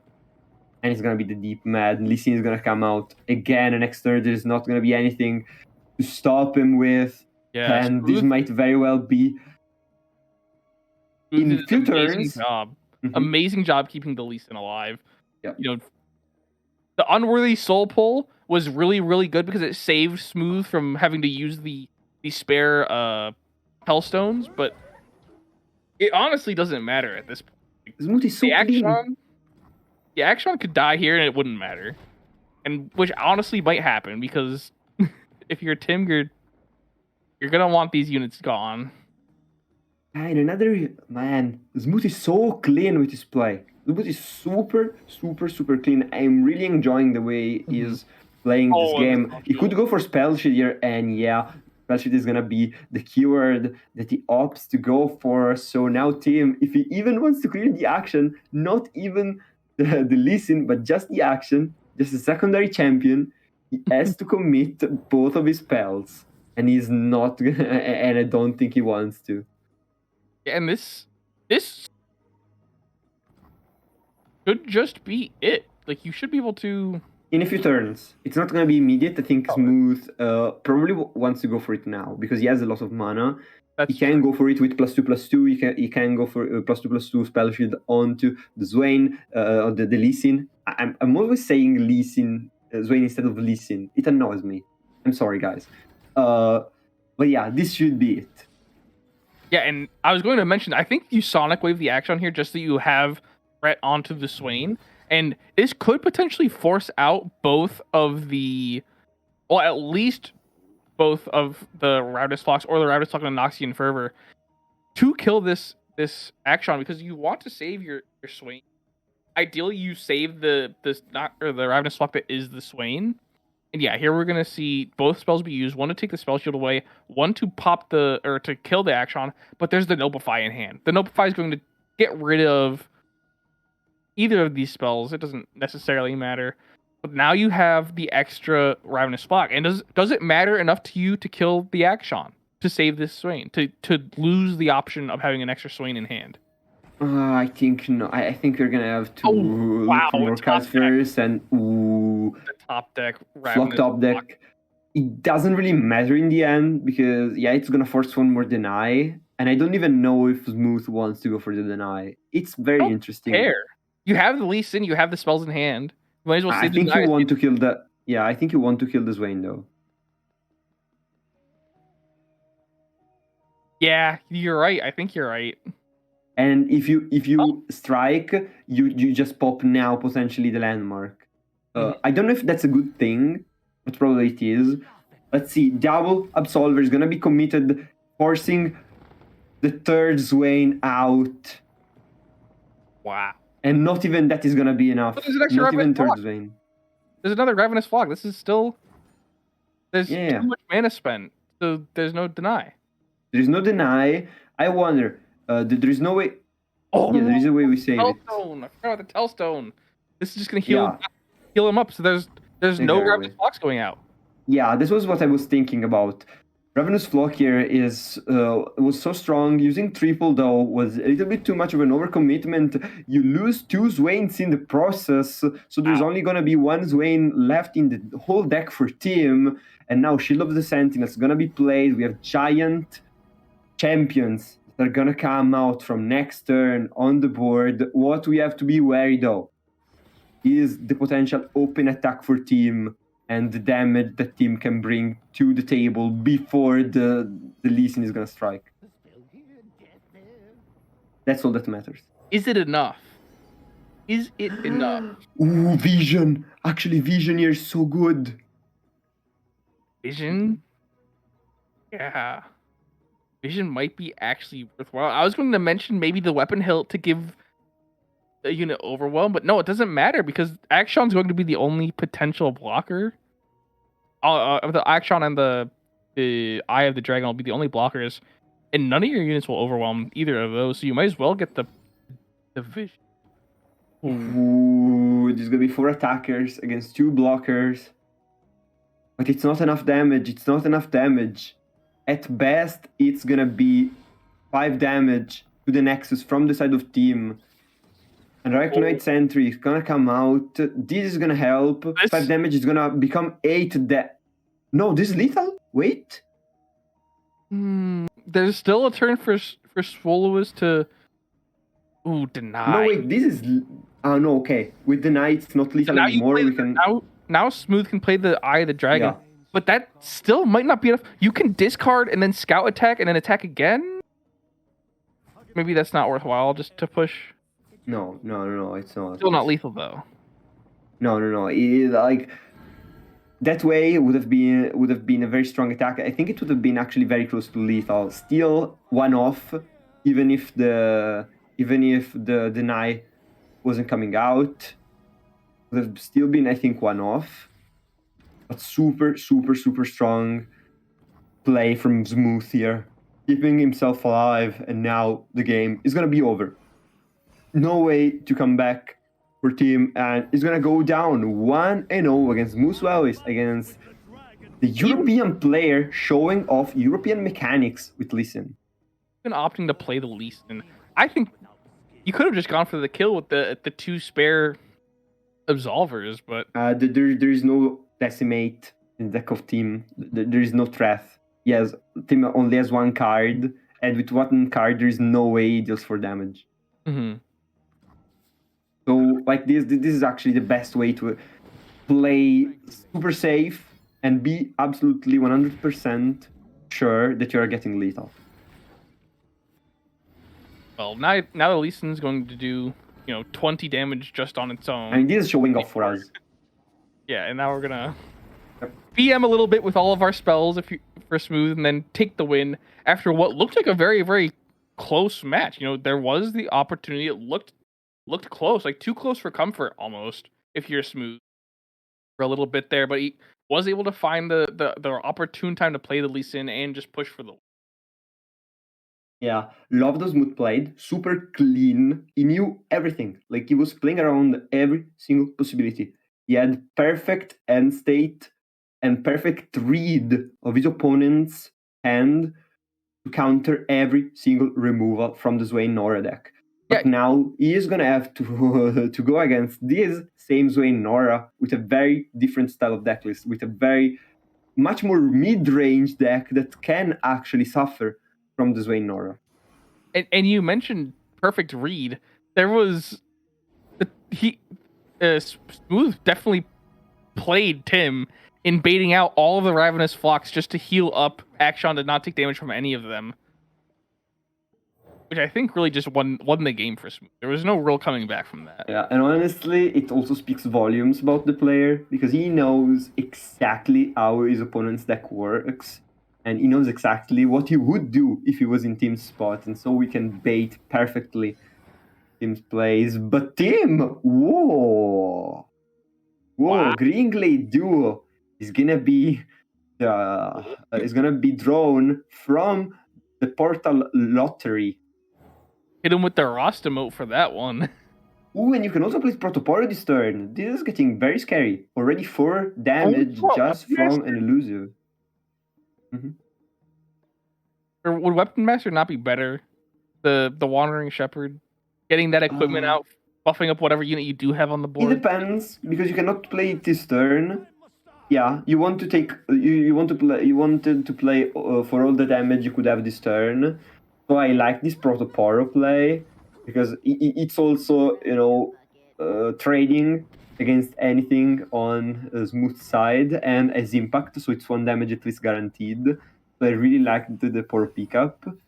I think the Shepherd is good, but it's too slow, and you want to do something else in the next few turns. Like for example, now if you play aloof, you are kind of happy discarding in the next few turns, not just now. You're gonna be kind of happy discarding the Incisive Tactician. We know there's only 1 Incisive Tactician in the whole deck for Smooth.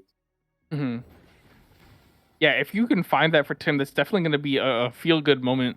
The only question is, does the Incisive Tactician matter that much? Like, it's definitely a powerful card, but will this game even get to that point where the Incisive Tactician matters? It depends if Tim can snowball, can snowball quickly enough. Because for now, there is that possibility, but Smooth is gonna have a chance to also develop his side of the board. LeBlanc is gonna come out, then the Trifarian to potentially go and trade this very scary elusive next round. Mm-hmm. So both Team and Smooth have to be really, really wary of each other's possibilities to go wide, and this was a massive play for Team, a massive swing of power, playing 2 units with just one move. 3-1, 2-2, 5-1. This is a lot of damage coming into the next for Smooth Duelist, and he might be forced. He can't do anything. He might be forced probably to just Sculling Strike to avoid taking that much damage. Yeah. It could be. It's a lot of damage, but it's also at the cost of saving your LeBlanc, keeping your LeBlanc alive, which at this point is very, very important for Smooth Swollest.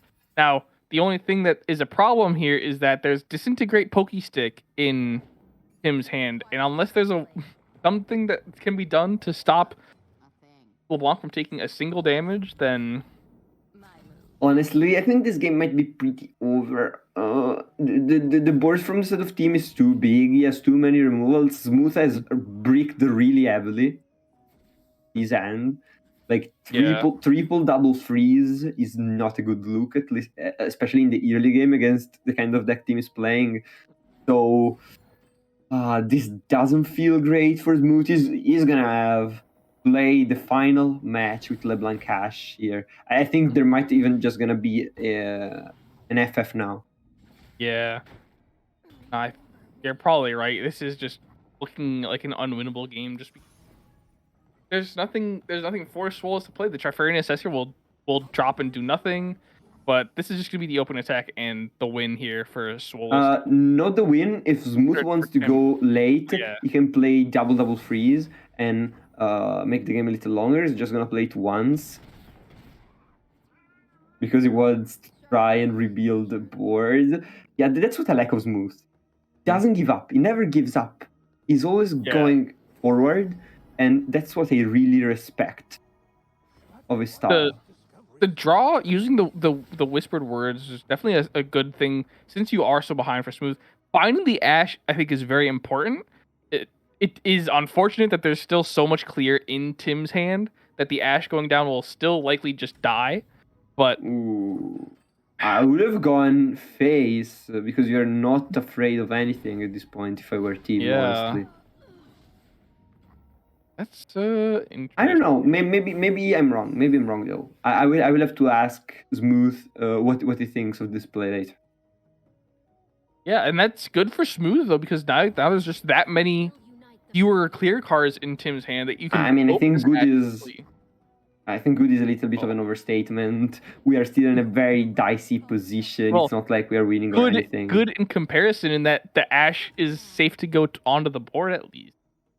Yeah, that's true. Next turn we're gonna have double freeze, but the damage is still gonna be too much. At the moment, it's exactly lethal for next turn, because yes, we can play the freeze. Maybe the Culling Strike is gonna help us a bit there, potentially saving us, but I'm not too confident about our chances. Now, as we move on, we have to be Smooth has to be thankful that they still have the 2 double freezes for this next attack from Tim. Nah, there is nothing left to do, but it's been a very, very weird game between these two decks, because we've seen Smooth really breaking, but still he managed to find ways to stay alive a little bit longer, never giving up, and that's what makes him one of the best players of the region, and that's what keeps him alive even now, even though the Pokestick is gonna get his life eventually. And this is gonna be draw for team to 1-1, tying to 1-1 the series. And now there's gonna be a game 3 deciding everything for Smooth Swallies and team for ICD Gamers against TKG. Yeah, and this game 3 is going to be a huge important game. It's going to be the Rumble Vein into the LeBlanc Ash, right? That's the remaining deck for Tim is Rumble Vein, such an hype matchup for Rumble Vein, honestly. LeBlanc Ash, if the deck doesn't break, can do great things, of course, but if you see all the big freezes, not just the brittle steals at the start of the game, you're not going very far. Let's see if this time around Smooth Swallow is gonna have a good end. Oh, Tim keeps 2 Rumbles in the mulligan and then pulls the 3rd. That's just unlucky. Whereas Smooth has 2 Icefield Archers, the Hookmaster, and Ash. I wouldn't have kept 2 Rumbles. Yeah. Honestly, I wouldn't have kept 2 Rumbles. I understand the reasoning, but I wouldn't. Yeah. And now a Upcycled Rake could be huge. The choice, yeah. Could be a big pick here. If Smooth can take the risk, if Smooth is okay with gambling that there's no card for Tim to play, it's gonna be 4 damage onto the next.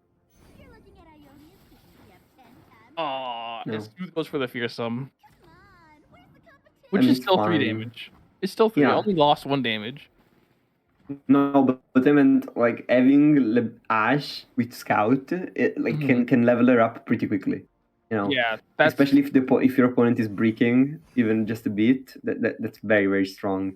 But here we're gonna see Tim is gonna be able to play first Rumble, but none of the cards that he has in hand is really a good discard target. Yeah. So that feels really bad for Tim. Maybe the fish fight, but that's also one of your only strike spells in that deck, besides Whirling Death. Fish fight is the only thing that will allow you to hit the Ash on the back line or hit the LeBlanc while she's on the back line. Maybe you just play a Rumble and play it, or this is rough. It's a rough decision to make. Yeah.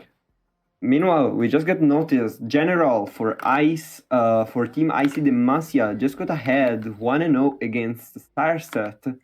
Wow. That's playing for TKG. So 1-0 in another series for IC Gamers Demacia versus TKG. So Tim played the Rumble and opted to discard another Rumble, and then the fish fight. It's fine. And the the great hammers. That's a lot of cards to get rid of. Yeah, that is out of card, but now we see Rumble double already at half of the level up condition immediately. Of course, by Ice Veil Archer, you're gonna be able to help us level up the Ash very, very, very quickly in the next few turns. And of course, immediately Ice Veil Archer gets us out of the range of the Cataclysm. Well, there's opportunity potentially. You could use the Cataclysm with the Squire, but that won't lead to the level up the Rumble. But it will clear board of these threatening units like the Ash or the LeBlanc. Ooh, and apparently the notification we got from General versus Star match was either very old or Star just immediately Starset immediately destroyed General, because I got notified that they are 1-1 now, so they are going to game 3-2. I wonder if that was a flash victory, immediate lightning victory, or I just didn't see the notification for a long time. That could be either option, guys. You have to imagine. Who's to say? Who's to say what happened? Besides General and himself. So this is a big attack from Tim, and there's 4 units that can't game. Yeah, this is the power of the OTK from Ash, guys, and Smooth, just like that, gets back into the game with a very, very quick game 3 win. And Ash LeBlanc, when you don't break, this is what the deck can do. Really smashing opponent with the OTK from Ash, the freezes, giving the opponents can't block is so strong. Another time, EU winning versus America. We are just built different, man. Built different. All right. What can I say? All right. Let's calm it down there. We're both out of worlds already, so we can find camaraderie in our terrible LOL teams. We'll move on from that. But yeah, Tim taking the L there on that last match. Unfortunate, because it was a really good series between Tim and Smooth, and we saw a lot of really, really interesting gameplay. And I think arguably the best thing I've seen all night is Smooth totally taking Tim with all of those cards spelled to kill the Action and just nothing happening. That's probably the best thing that we'll see maybe all season. That was an insane play from... That was an highlight. If I had to choose one action Lee Sin moment to put in like an highlight Lee Sin action, an highlight reel, I would choose that one, because Smooth there was calculating, was 5-ed, was 25-ed, was calculating every possible outcome, and he had it written. He knew what was in the hand of his opponent and completely played him like a fiddle. Yeah, made sure to see every single thing played out of Tim's hand before just using a single spell to stop them all, really. So that was really, really interesting. Do we know the rest of the matches, Zero? You mentioned General 1-1. General and Starset are still playing. They're 1-1, and the other matchup has been rescheduled. So I think for now we could go into a short break if the maybe they're telling me that maybe we are gonna get into the Starset versus General matchup if we get the spectator ready. So we're not gonna go into a break yet. We are gonna see if we can give you more Legends of Runeterra gameplay for this set. And looking at the deck list, we see Pantheon, Varus, Seraphine, Ezreal, LeBlanc, Ash for General. So all decks we've seen before. And then for Star Set, we see Pantheon, Varus, Vayne, Zed, LeBlanc, Ash. So it'll be interesting to see if we can get in. I'm curious what decks were banned. There's opportunity for 2 mirror matchups, and then 1 unique matchup in the Vayne, Zed, or Seraphine, Ezreal. Now, I have to imagine the Seraphine Ezreal was banned. People are hating on that deck. I love it. Why? I love it. Okay, but we are getting into the game. General Swars, Varus, Mirror Vayne. matchup. Yeah, it's a mirror. It's a game 3 coming down to a mirror match.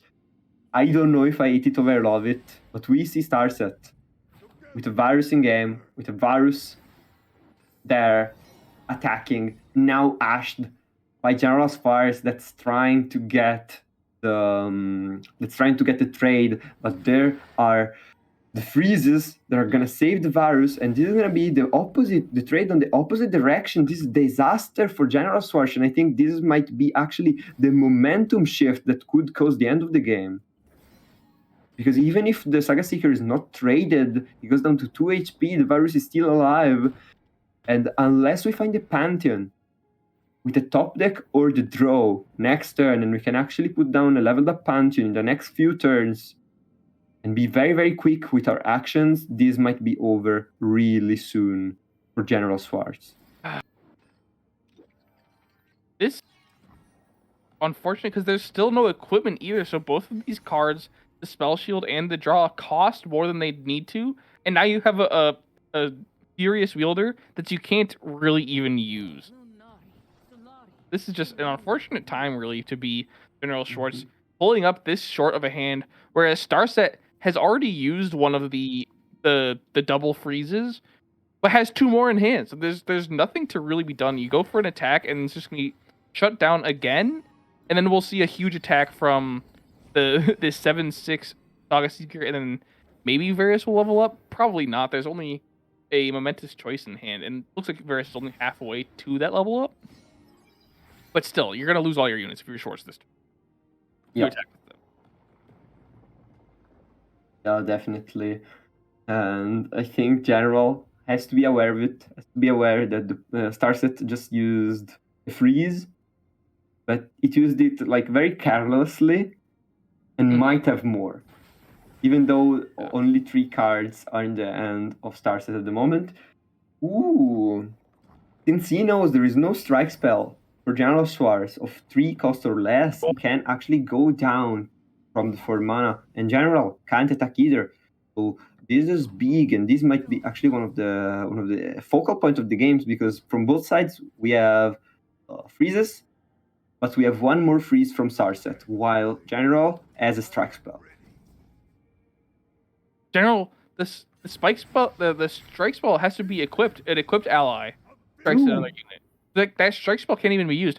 What Schwartz has to go for here, yes, is blocking with a useless unit, chump blocking the Varus, going for the double freeze, and hoping that nothing can increase the Saga Seeker to being like a surviving card. And wait, it doesn't even double because there hasn't been an equipment yet. It doesn't even double. Yeah, right. There's not been any equipment, so this actually could be the Varus level up, and Varus could push a lot of damage here. Yeah, honestly, I think that's what you go for, is the momentous choice onto Varus. That would no, be you go momentous choice on the 3/4 maybe. I mean, I think it's the same. Or onto the Saga Seeker, and that pushes it into killing the Saga Seeker, the opposing Saga Seeker. True, the Varus is not level up quite yet, but we have a lot of. There's one more target spell. Yeah, but I think Starset is saying, okay, I'm fine. I'm trading your units. I'm trading all of your board, or almost all of your board. And what are you gonna do? Nothing. You're just gonna watch me while I rip apart your chances of victory. Yeah. Still not enough to trade the Saga Seeker, but they're both going to live this turn. Hope. Unless something else comes out. The question is, does the Varus drop next turn for Schwartz actually save him? I don't know. It depends. Starset can opt into more draw and try to find some combat trick to swing this combat even more into their side. And I kind of agree with them if that's the way they want to play, because I think drawing here can only give you more answers, can only give you more option. There is no actual downside. Yeah, and you have mana to spend. Basically, you still have 8. You go down 2, you get extra draw, but no, we're gonna get the level up. Because that's enough. Yeah, that's enough. The Varus spell, remember guys, Varus spell can only be played when you cannot main deck it as any of the Runeterran champion spells. You can only have it if you have your entire champion on board and another one in hand. So really interesting, and it's gonna be both the trades accepted because General can do nothing more about it. And yeah, he's gonna be able to put down the virus now and start stacking it up, start hoping for a better future, I would say, but there is no guarantee of that. But So what does board is Short so do big. this turn that lets him win? And I think the answer is nothing. I don't know. I don't think there's anything that Shorts can do that can turn this around, just because of the double freeze that Starset has in hand. Yeah. And look at the level up. We're gonna see Virus going Super Saiyan 5 for the white hair. Dragon Ball AF. If you know, Amazing. If you know it. And here Pantheon as well. Yeah, Pantheon is drawn, and Pantheon is probably gonna say the word end to this game. He's gonna put the word end on this game, and this should be all she wrote. It should be. It's just unfortunate game to come into at the very end. Shorts. I mean, this was a banger of a game. What do you mean? No, I said unfortunate that there's nothing that Shorts can do here to try and turn this around. I mean, he tried. We got into a very important, turn where Shars tried to actually go and trade down Starset Virus, but in the end, he just got heavily punished by the freeze. Mm-hmm. So I think this could have gone actually either way, but in the end, Starset is gonna be the winner of this set for TKG. Mm-hmm. At least that's what I see in the future. Yeah, I think you're right. I think this is gonna be, because what does Shorts do next turn? There's even if Shorts kills the 11-3 Saga Seeker, there's a ton of damage on Starset's side to come down onto the board. Yeah, I agree. I think if Starset goes for the kill on the 11-3, you go for the double freeze from the side of Starset and you freeze it anyway. Yeah. So Pantheon Lottery. Let's see what's gonna happen. Pantheon folding on Shurima. The keyword that he gets, I don't know many, probably 5, maybe 6. It's gonna be the Challenger. Buff, Attack, Augment, Challenger. A Challenger. Yeah, very good keywords, actually. Well, Augment is the best. We're living. we are gonna have gems if we really need them, so we can also use Augment. That's true. Now the Heedless Resurrection is in hand for General Shorts, but I don't think there's anything to resurrect just yet. Maybe after this turn when the Varus trades No, there is nothing. Yeah, only when Varus dies, because Varus has been our first equipped unit of the game, so we need him to die to resurrect anything. This attack, though, doesn't look like it's survivable. Yeah. It does not look that way indeed. There's 27 damage currently, and you can block 10 of that with any card blocking that. We can try the strike with the Varus, but the double freeze is gonna come in clutch and destroy any chances we have to win this game. This is just gonna be over. What probably has to happen is the spell shield on Varus into the Furious Wielder, but I'm not sure that it will even work because the double freeze. Does the double freeze just target both units at once, or will it try and target the Varus and then target the Varus? It does it 2 times. Okay. So it would try and target the Varus, break the spell shield, and then target the Varus again. Yeah.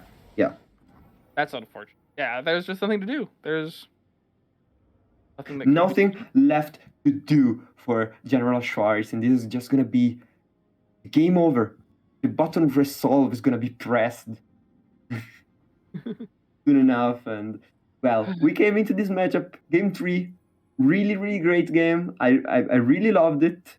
I enjoyed it thoroughly, but every good thing sooner or later comes to an end, and this is where Starset says no more to General Schwartz. Let's see the Varus animation though, because it's so cool. This might be. No, there is nothing to do. See, what if this was the plan? Then blocking the 10-3. This does work. No, we have another freeze. Yeah, there's the So double. that's the reason. Like there was nothing to do, even if you hit the right card, because there is not enough mana to buff. And look at how much damage our Varus is actually hitting onto General Nexus, and this is just gonna be the FF. And TKG win 2-1 this game between Starset and General. And overall, I think they're tied at the moment because they're winning because Smooth won. They're 4-2. They're 4-2 because Smooth, the incredibly European-based player he is, won the first set, won the first best of 3, 2-1, and now Starset won himself another best of 3, 2-1. So GG for TKG because TKG have already won this set overall, right? They can't lose anymore. Basically. Yeah, there's well, if Wecker gets 2-0'd, then it's tied 4-4. Ooh, true. That's the worst it could get. That's the worst it could get. Everything else is TKG coming out just barely ahead. If it's a 2-1 in favor of Wecker, it's still them winning. If it's a 1-2 against Wecker, they still have 5-4. So the worst it could get is they tie 4-4 for TKG. However, that being said, I think we can go into a break, I think, because we're going to be waiting for the players to finish, for some of the players that we're going to follow during the third set of today, the collab set between Lunatic Fringe and Broken Wombats. We are going to be waiting for them to finish their second set, and then we're going to be right back to you with the first ever collab set of LOR Aegis. See you soon.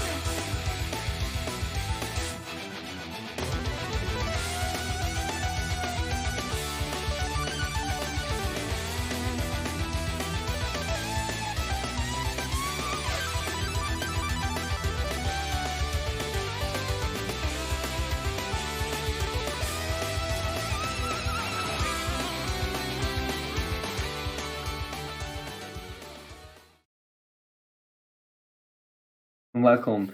Welcome everyone, guys, to the third set and final set of today's LOR Aegis League.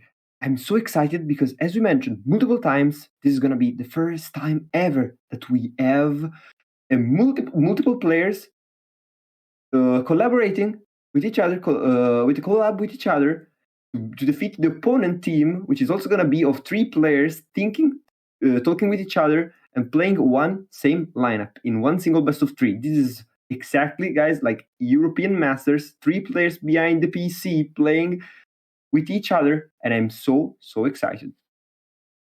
Yeah, I'm actually really looking forward to this, just because this is sort of the culmination of everything that's happened since it was initially Runeterra Academy, Legends of Runeterra, to Aegis Season 1. Now we're in Aegis Season 2. Every single time there's been an iteration on the gameplay. There's been an iteration on the format of the league, going from solo into teams into team best of threes. Now we're having this where it's actually just a whole team versus another whole team. All the minds put together. One big brain, as Twisted Catalyzer loves to say, big brain. I'm looking forward to it because we should be able to see the best plays possible because everyone's thinking through every single option. Excuse me. So I'm actually so hyped.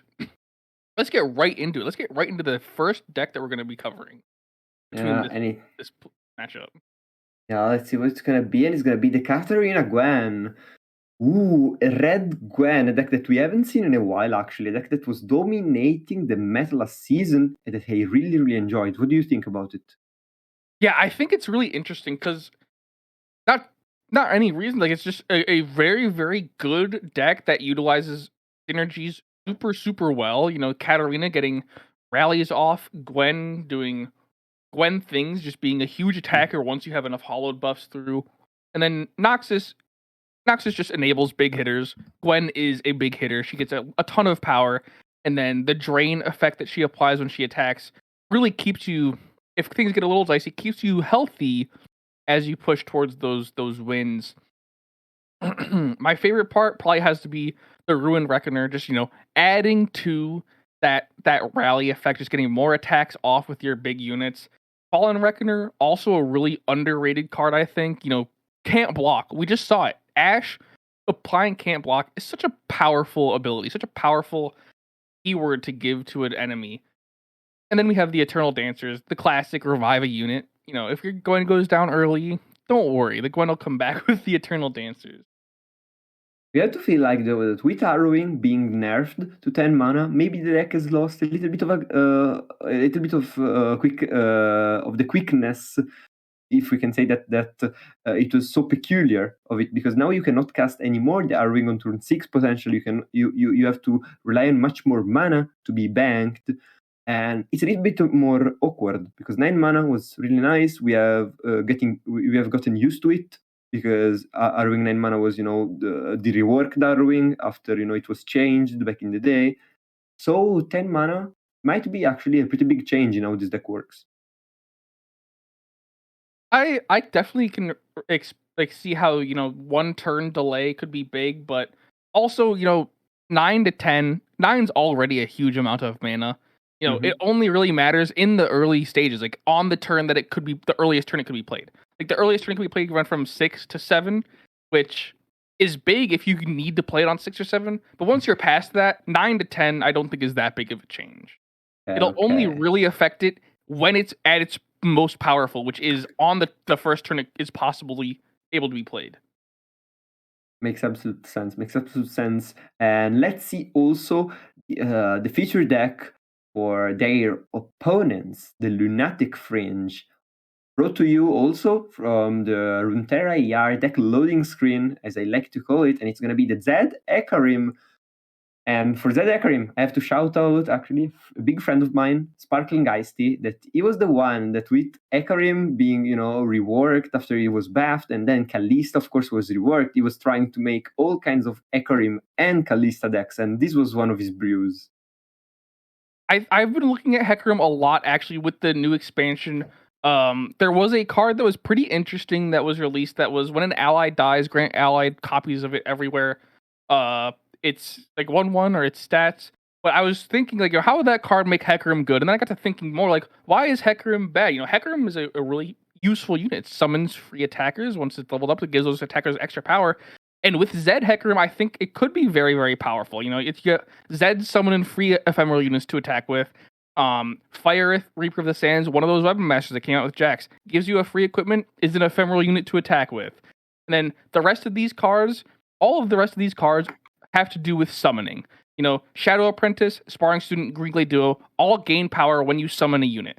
Shark Chariot is a free attacker anytime you attack with Ephemeral. Soul Shepherd, Moonlit Gatekeeper, both give your ephemeral units power. Every single thing about this is making either your ephemeral units as strong as possible or your ephemeral units making something else stronger. So I think the synergy is really, really good there. The only problem is Zed and Hecarim kind of need to stay on the board, and you do have to get rolling pretty fast. You don't want to be into these later turns, especially against some of these other decks we've been seeing that are really fast paced. If you don't have Hecarim set up on drop, or you don't have a Zed level up, because you do run out of things to keep on the board. You're a very, very offensively focused deck because all of your units are ephemeral. Well, most of them. Exactly. But having talked about the decks, I think since this is the first full team versus full team matchup that we are ever gonna get in Runeterra Aegis, this is the first one. So I think we should put the stress on the players that are behind these lineups. Because for Lunatic Fringe, we have Black Den Justice, Unhinged Runeterra, you all know him from Twitter, and Luna, a super giga-based EMEA player, and they are, especially Luna, they are always playing in community tournament in EMEA, and they're always super, super strong. And I'm really excited to see what this team can bring to the table. On the other end, we have Broken Wombats, which of course is Trivo, Beast Lama, and Cameron Hanzo, plus Broken Bull, which of course is not playing today, but I really love the name because basically they took the Wombats and then they just, okay, Broken Bull, we just had Broken Bull, and Broken Bull is so important in their team that they don't even let him play, but he has half of the name. So really, really excited about seeing them play. Glue that keeps the team together. Exactly, he is the glue. Even if he was not a Wombat, he's Italian, so he is the glue. But let's take a look at both the full lineups that the two teams are taking to the table. Lunatic Fringe has opted for Luna's lineup of Tariq Poppy, TF, MF, and of course the Zed Hecarim that we just saw. Meanwhile, Broken Wombats has taken, I think, Revo's lineup to the table with Red Gwen, Bane, Pantheon, Badge, Cringe, and Seraphim Victor. Yeah, the Seraphine Victor, that's an interesting addition to the lineup that we've seen. Now, Lunatic Fringe opting to not bring any Seraphine deck or any, current meta deck besides maybe Pirates. But no, the Seraphine Victor I think is a really, really interesting deck. It's definitely not like the Ezreal Seraphine at all, where like you're trying to push them to Seraphine.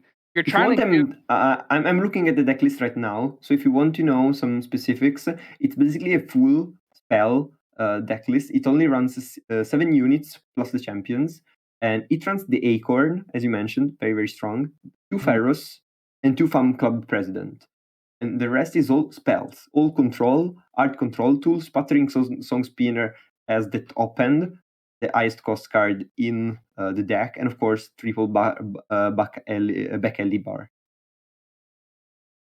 And it's all about making Victor super, super buffed. Like, getting a bunch of augment procs with free spells, getting a bunch of keywords with your augments. But interestingly, Lunatic Fringe opted to bring the Poppy Tark. Now, Poppy Tark was one of the strongest decks last expansion. It was really, really up there in win rate and play rate, and it's a very, very straightforward win. You fill your board with units and supports, and then you attack with Poppy, and then you attack with Poppy like 4 times in one turn because Tarek Rally synergy, and then that's just the game. And it should be really, really interesting to see how it fares into Vayne Pantheon, which is kind of the new addition of the game plan that Poppy Tarek had. Yeah, I mean, they're quite different though, if you think about it, because Poppy Tariq, as a game plan, as I attack together with everything, with everything over and over again. Meanwhile, Bane Pantheon is attack over and over again with one unit. Yeah. So it's different in the way they think about the game, because Poppy Tariq is go wide and grow together. Meanwhile, Bane Pantheon is just grow tall with one unit, but grow much taller. So that's a very, very, very big difference, I think, between the two decks. And I don't know how this deck actually fares in the current meta, because if we see the mirror, that's gonna be very interesting. Yeah. It's not gonna fare well, because Poppy is a weak unit by herself until she's able to get an attack or two in. And, into Shadow Isles Noxus, into Shadow Isles Piltover, there's a good amount of clear. Like you mentioned, the Victor Seraphim deck is full of clear. It's almost 100% clear. There's like 5 different units in it. And, Poppy on drop is very, very suspect to Quietus. That's a spell that I hated playing against when I was running the Poppy Tark deck. But, that's a deck I think you're going to be leaving up if you're a Broken Wombat. I think every single deck fares well into the Poppy Tark. If the Poppy Tark pulls really well, draws really well early, then sure, it's a rough deck to play against. But there's so many options with all of these decks that you're bringing as the Broken Wombat team that the only real threat, I don't even know. I think Wombat has a really good lineup into Lunatic Fringe. Yeah, definitely. Of course, both of the teams are gonna be playing together, and when we see teams talking with each other, the lines of play that we see are much more interesting usually than what we would see with one players versus one players, and we actually see the bans. Seraphine is gonna be target ban for Lunatic Fringe. Doesn't matter, she's not with Ezreal, but she's still the biggest threat on the board. Meanwhile, Broken Wombat, I understand their ban against MFTF, because that's an action that's very, very strong list against your two remaining deck list. So we are gonna have the Zed Ekarim and the Poppy Tariq, two very unusual decks, both on the table for Lunatic Fringe. Yeah, no, I totally see where Wombats are coming from with the MFTF deck. I mean, aside from it just being annoying to play against in general, like your Seraphine deck, if your Seraphine deck's left up, you don't have blockers to deal with a lot of the people, the attackers coming out from the TFMF, and it could just be like if it plays well enough, a guaranteed win for Lunatic Fringe. Whereas, like we talked about, the Zed Hecarim and the Poppy Tark, they're both risks. They're both the Zed Hecarim deck is more experimental, but the Poppy Tark is just not that strong into the Katarina Gwen or the Pantheon Vayne. All of those decks have answers to the Poppy Tarek, and then the Hecarim Zed is just going to be who can get a read on what's going to happen first. Yeah, and if you haven't watched European Master yet, there is one thing that could happen. Players start to arguing with each other. Do you think it's gonna happen? Do you think it's probable or possible? No, I'm not too sure about Lunatic Fringe. Let me look at the players because again. Because they have unhinged, and we know that unhinged, especially in Twitter combos, can eat up, we could say. So I don't think Wombats are going to run into that problem. I think the Wombats, they all play with each other all the time. They're a well-oiled machine, you say. Yeah, they're going to be in touch, in sync. They're going to be, communicating, and they're not going to get mad at each other. They're going to hopefully be pretty stable. Whereas Lunatic Fringe, one of them is literally named Unhinged. So we're gonna see if they can keep the mental together. But I'm excited. Yeah, I hope they can keep the mental together, because of course that's a very big point. They can keep communication clear, because that's another very big risk that you take playing together. Communication has to be clear. You don't have to get confused about what's the right play, what the team decided. And then of course the one that actually pilots the match, actually pilots their team into the game, have to be quick and reactive about the orders from above, we could say. Exactly. And We're waiting to get into the first match. The bans are through. Just waiting to see when we can start the match. Any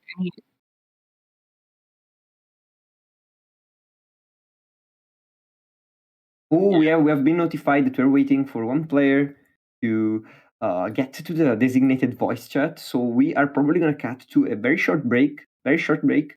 And when that player comes back, we already know the bans, so we are hopping straight into the game. We're going to be back super, super, super quickly.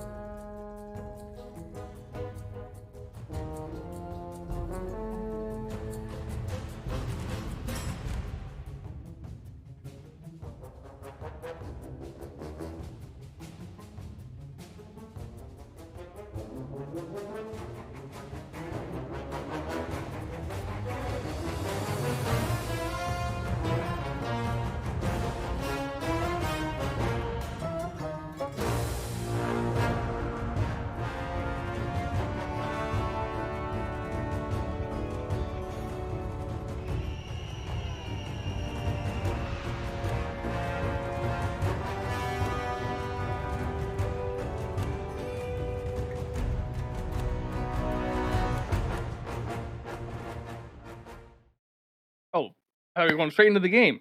But here we are with a brief intermission by Domcast and Dark Zero, our lord over there with the lights off. But yeah, we just went over the decks. We're gonna be seeing Poppy Tarek and Zed Hecarim into Vayne Pantheon, and the other deck was Katarina Gwen. So it Yeah, should be was an Red interesting Gwen. matchup. Yeah, Katarina Gwen. I'm gonna come right out. I think the Wombats have it. I think the lineup is way too good into what the Lunatic Fringe are bringing, and I'll eat my words later if that's the case. But I'm We'll coming out see. on Wombat's side. Team Wombats over here. I opt for 2-1. I opt for 2-1 because I think the Echorim Z deck can take a game. It's not a deck to be underestimated. I think, yes, Poppy Taric might be too weak for the current meta, but who knows? I know Luna, they are a super strong player. So if they have brought it for their own lineup, there must be a reason. I think we might be actually surprised about what the deck and what the team of Lunatic Fringe can do here today. But as you mentioned, Dark Zero here. So we didn't reach turn 10 on the last game because Red Gwen, we saw steamrolling people. So now I was not enlightened, so now I'm in the dark. All right, and getting into the game any minute now. One thing I didn't mention when we were looking at the decks, I was looking into Hecarim Azir. I thought that would be an interesting deck to play because of the Sand Soldiers being ephemeral, counting towards the Hecarim. But I haven't seen it in the lineups here yet, so maybe it's not that good. I don't think. Okay, actually, it could be worth like trying in normal or even in ranked. I think if you're master 0 LP guys, some of you, please try it. and then tell Dom if it's good or not, because I'm curious as well. I don't hope too much into it. I wouldn't put much of my money. I wouldn't bet too much on it, but who knows? Maybe we could be surprised. Would be surprised indeed. You are waiting to get in. I'm curious. What do you think they're going to lead off with, Zero? Going to lead with what? I don't think it matters, honestly. Like Don't think it matters. literally, there has been so much discussion inside the community about that. Like I think 1 year ago, and then we had Drizot coming with real stats, basically demonstrating that in Runeterra best of 3 conquest, like one ban doesn't even matter what you start with, unless you can pull off the upset, unless you can win the game with that you shouldn't win. That's the only way that can give you actually advantage. But if you play by stats, it doesn't matter. It's a mental factor more than anything. But we are into the game with mirrors of Tarek and Demacia. One, it's a Vayne Pantheon. The other is a Tarek Poppy. Who is gonna win? Now, I was gonna say that the broken wombat seems like it has a good open. The Eula with the Vayne, with the lodestone and the mountain goat. The only thing you're really missing is a 1-drop. But for Lunatic Fringe, you're missing the 1-drop, but you have the Broadwing and Tiari. Broadwing and Tiari is such a good matchup or a good pairing because Tiari gives 2 health to its supported ally. Petricite Broadwing uses its health to attack. So this is a very, very high value thing if you can get it going. If you can make sure that Tiari stays stay for like 1 or 2 turns, that's 2 attacks you're getting with the Petricite Broadwing before it gets too low to trade with anything. And we've seen Wombat trade the Eula out and find the Shepherd. So that's going to be the easy equip and target to level up Pantheon while also giving yourself a useful tool, whether it's onto the Vayne or onto the Mountain Goat. Or the RP. The RP there, 6 mana unit. I don't know. That's so strong. Can't die. The first time it dies, if it has an equipment equipped, destroys the equipment and resets the health. That's super powerful. Now we see the Petricite Broadwing dropped. Mountain Goat as well. So now you're going to see, I think, no attack. And then the Ross coming out from Wombats. Such a good emote. But yeah, I don't think you attack if you're Lunatic Fringe. Like we mentioned before, you want to go wide. But I guess we're gonna go attack. I was gonna say you should wait and get the Tiari out, and then also get the Taric maybe, and then you can have the Taric with the tough Tiari with the 5 power. The attack is fine, and I'm telling you why. Because you don't want the goat being a target for the shepherd. You don't want the goat being on board and being a target for any weapon. You don't want the opponent to develop improvise or have free targets for gems. So now, for example, Vayne is very bad target for the gem now, but you kind of need to still do the gem if you're Broken Wombat, or the level up for Pantheon is going to be very delayed. I mean, you can still win even if the level up happens, turn 7, turn 8, but it's going to be much more difficult. That's a fair assessment there. Double Tiari, interesting. The only problem is there's nothing to really do here for Fringe. You can drop your 2 cost, your Esmus, and look for a chime onto Tiari, Taric, or the Protege. I think that's really the best option is just look for the chime here. Because you aren't going to get anything accomplished here. If Vayne wants to attack, you can't trade out with her right now. Can't trade with her indeed, and now just dropping the Esmus, a buff for the future, not useful at all now. We're just gonna take in 3 damage, but the chime is gonna be put on the top of the deck. We're gonna have more value in the turns to follow, and that's what I think Lunatic Fringe is playing for. Lunatic Fringe, I think, is hoping for that Mountain Sojourner to come out so that it can go some truly big attacks with these support cards. But unfortunately, they're just going to need to wait this out. Broken Wombats using the gem, getting the target that they're not delaying the Pantheon level up by too much.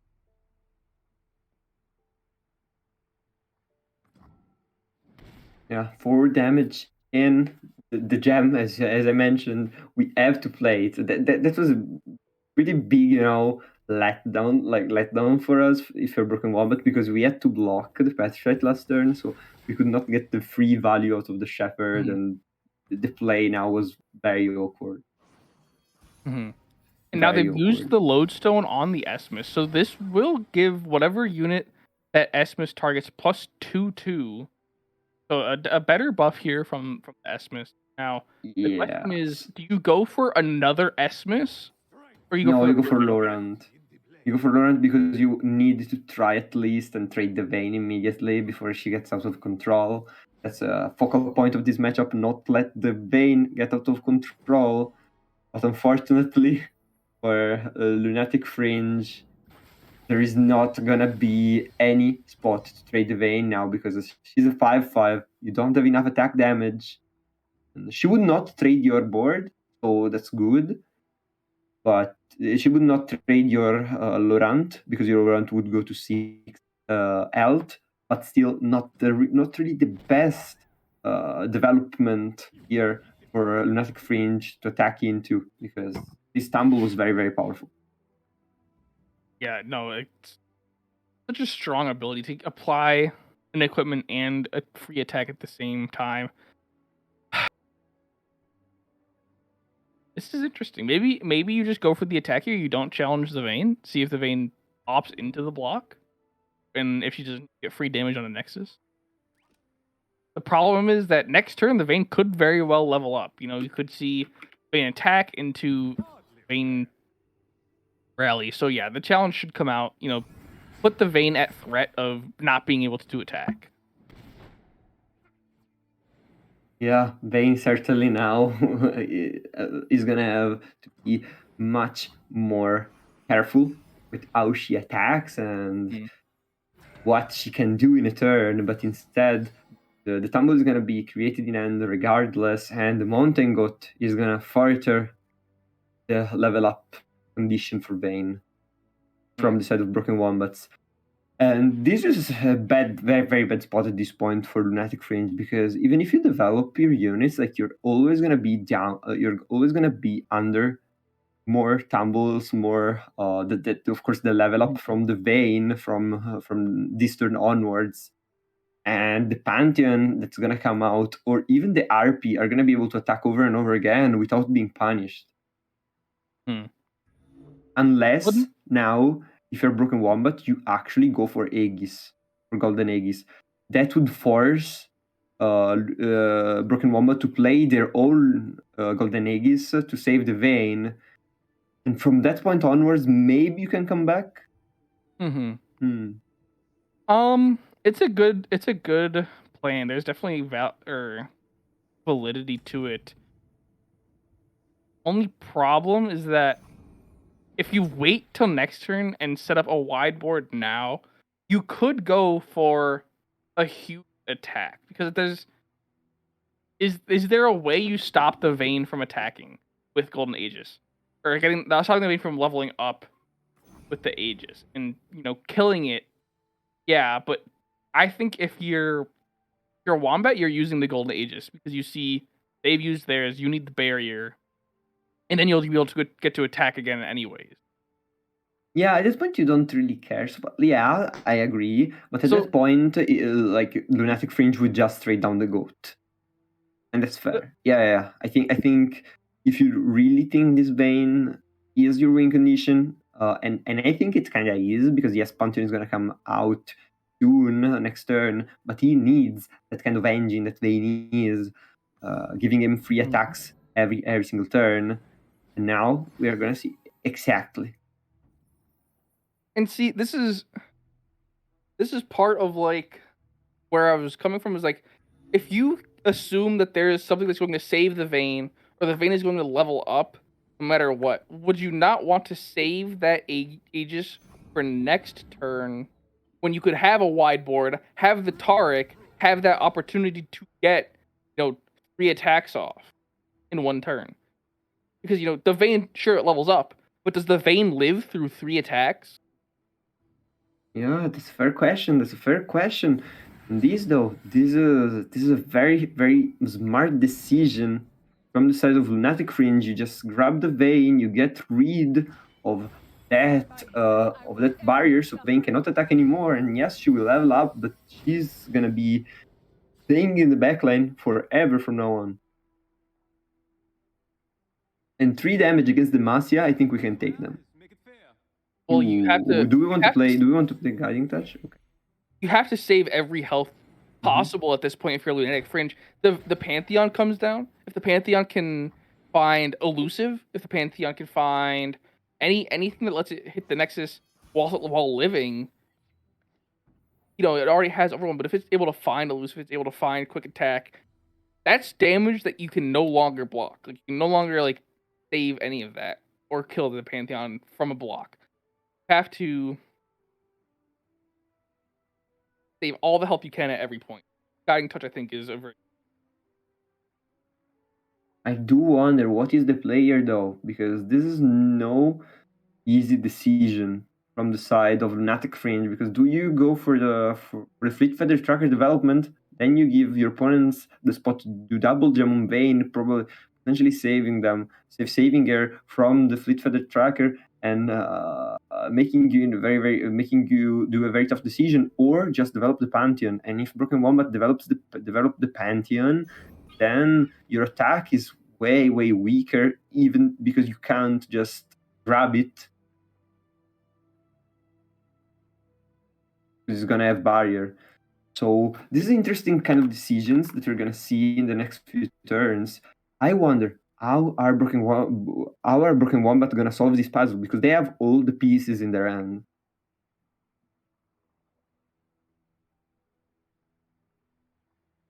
Lunatic Fringe is clear on the back foot. I'm Lunatic curious Fringe is how clearly close on the back foot. Pantheon is. It should only be at 3 out of 5 to his level up. This round is 4. This round is gonna be at 4.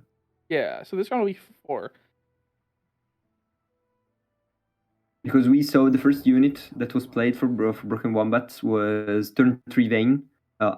Go to turn 2, but then turn 3 Gem on Vayne. So turn 3, turn 4, turn 5, and turn 6. Now it's gonna be the third. I think now if you're Broken Wombat, you use both gems into the Darkened Aegis on Vayne, which will give it 5 health, 6 effective with tough, which should protect it from most things. But instead, we're going to see the Pantheon. No, that shouldn't protect her against anything, because we have a 6 tool around that's going to 8 damage if he needs to. Yeah, it can be looking like this is really tough for Lunatic Fringe. I still think they are gonna be doing everything they can to not just let this game be over just like that. But this is not gonna be easy for them. This is not gonna be easy at all. We could see an attack here with also the Tiari and probably and the Laurent. Just push 2 more damage, but I don't think it's worth it. Okay, they think it's worth. Okay, this means they've kind of read the hand of Broken Wombats, knowing that there is no buff that they can immediately play. So this was actually a very good end read from Lunatic Fringe, getting rid of the Bane, getting rid of one of the main engines for Broken Wombats, and now Pantheon is gonna level up next turn, but I don't know if he's gonna be able to end the game. And that's the thing, is if the Pantheon can find Elusive or Quick Attack, then it could be very, very close. And the problem, the Esmus is on the board, Esmus 3 health. You need to be able to have 12 health with Elusive, or you need to find Challenger so that you can pull this Loren. Then you still need 9 power. Now we're going to see the level up. Are we going to find the... And the slot machine, again, it's going to be rolled. Double Aegis in Aegis, they say, but this is not an Aegis time. This is Elusive. super mega random keywords time with Pantheon that gets elusive, gets fearsome, gets impact, they get everything you can get, and you can even gem again, and this is just potential lethal. Then again, there's nothing to block. There's no Uh, the SS's are oh, can't block there's nothing. fearsome. Oh The SS's no. can't block fearsome. Fearsome keyword coming in clutch, even though if it was not fearsome, could have been anything else and would have come clutch anyway because we had the tumble. And Broken Wombat take the first game of this series swiftly with a Pantheon level up. GG. And as you mentioned, Tariq Poppy can't keep the same pace of a Pantheon Vayne deck, of course. Like so much stronger is Pantheon Vayne. So much newer, even the champions, like both the champions are newer, if you think about it. And it shows, let's be real. And it's interesting, it's not really any different from what the Taric Pantheon deck was, which was, a bunch of cataclysms, a bunch of rallies to give yourself free attacks, but this is just so much more straightforward. There's no need for your silly Taric to go on the board and wait for him to do something weird to level up or need to like play extra spells to get your extra attacks. This is literally just like you're playing Tumble, you're giving yourself a free equipment, and then you're attacking with your huge unit.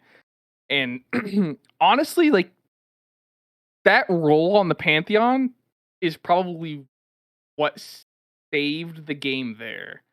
Because having the fearsome, making sure that the SS's can't block your elusive Pantheon is really what came together to Even give them the win. 'Cause there was a Golden Aegis in hand. There was easily a Taric into Golden Aegis, double no, double attack, right? There was mana there for that. no, even without the fearsome, the 10 damage plus the tumble would have made it.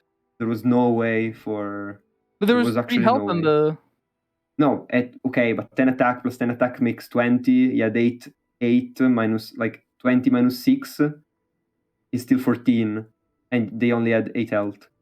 So there was no I way. think I must have missed something. That's my bad. Yeah, there was tumble in the end. Like Vayne created the tumble for 0 mana. So Pantheon had one more attack. Okay. There was no way. There was no way Lunatic Fringe was winning that. But again, they made it. They made Broken Wombat sweat for it, and that's what matters, right? Even Yeah, and psychologically. moving on to this game, we see the first cards are played. 2 Frightened Ibexes are pretty convenient cards to have for this Poppy Taric deck. But Broken Wombats has a pretty good lineup. They have, the host for the 1-drop. They have the Blade Squire, the Blade or the other Blade Squire, and then Katarina. So they have a bunch of these cards to be playing, basically when they can be available. So being able to hit those reforges and then have Katarina as well should be very, very convenient to have as this early game, especially since Lunatic Fringe only has the other Ibex and a Petrosite Broadwing until they can drop the Taric or the Sojourner. They should be able to find some easy damage here. Easy damage for sure, like not blocking. I understand why Lunatic Fringe is doing this, but it doesn't feel good at all, especially since that 1 cost is still gonna attack you for another 2 damage. And if you don't block it, it's 4, basically a decimate. So it doesn't feel good at all for Lunatic Fringe, but they have to endure, they have to get to those turns, to those Mountain Sojourners that are so powerful and can swing you the game with the stats that they provide. Yeah, exactly. And this could be a really, really easy turnaround for Lunatic Fringe. They have 2 Broadwings, they have 2 Sojourners, they have the Taric, so they could be able to get, some pretty easy kills using Sojourner and the Taric into a Broadwing, challenge some of these units. But it's going to take time. It's going to take until like turn 4 or 5. This is turn 3. They don't have the attack token. They could drop a Petrosite Broadwing and then drop Taric next turn for the attack, or look for something else as well. But it's going to be until turn 6 that they get their first Sojourner attack. Good steel and a good future. Yeah, let's see here, because Broken Wombats, Katarina, ready to come down. Next turn. Now you don't have the mana, but when Katarina starts to rally, problems start to arise from Lunatic Fringe. That being said, we have one of the Broadwings to be played. We can block with the Broadwings. We are gonna have one of the Ibex traded probably, Some real work. I guess. And Ooh. The super 0. Oh no, he's going for the Patrick's Bro doing trade. This is so smart from Broken Wombats. Because Lunatic Fringe told you they don't want to trade the Abexes. And basically, ooh, this looks bad though, because you didn't trade the first one. And so the 2 damage from the 1 drop is still hitting you. That doesn't look good. This doesn't look good. But next round, Taric gonna come down. Taric gonna give our Ibex tough. We can attack and we can do things. We can start leveling up this Taric potentially. We can start getting stuff on the board. And now pulling an Aegis is very, very big. You know, you can look for, like you mentioned, the Tark this turn, Sojourner next turn, and then on turn 6, your next attack, you can go for either, you know, a big attack with Sojourner Tark Ibex into a rally with Sojourner Tark Ibex. Make some big beefy units, but the problem is, can Wombats find a way to set up? I'm curious why they didn't drop the Katarina last turn. Where the only thing they could be worried about was, you know, a fish fight as the combat spell, you know, to strike the Katarina, but they only had 3 mana and there was nothing on the board that would kill the Katarina anyways with the strike. This is so bad. This is so bad for Lunatic Fringe because now Taric goes to 1 HP. And Taric 1 HP is going to be killed by the knife generated by Katarina next turn. So, adding insult to injury, I think this might be over already. But let's see, because Lunatic Fringe can't top deck the Guiding Touch. Oh, this is such a back and forth of emotions. See, but there's still... I can't shout because it's 3 a.m. here. But if it wasn't 3 a.m., I would be shouting. But they're still afraid of something. Now, this turn, granted, there is enough mana for a Concerted Strike. There is a Concerted Strike in this Poppy Tark deck. There's only one. You could have had the Katarina out already. And now you're risking the Concerted Strike, of course, but...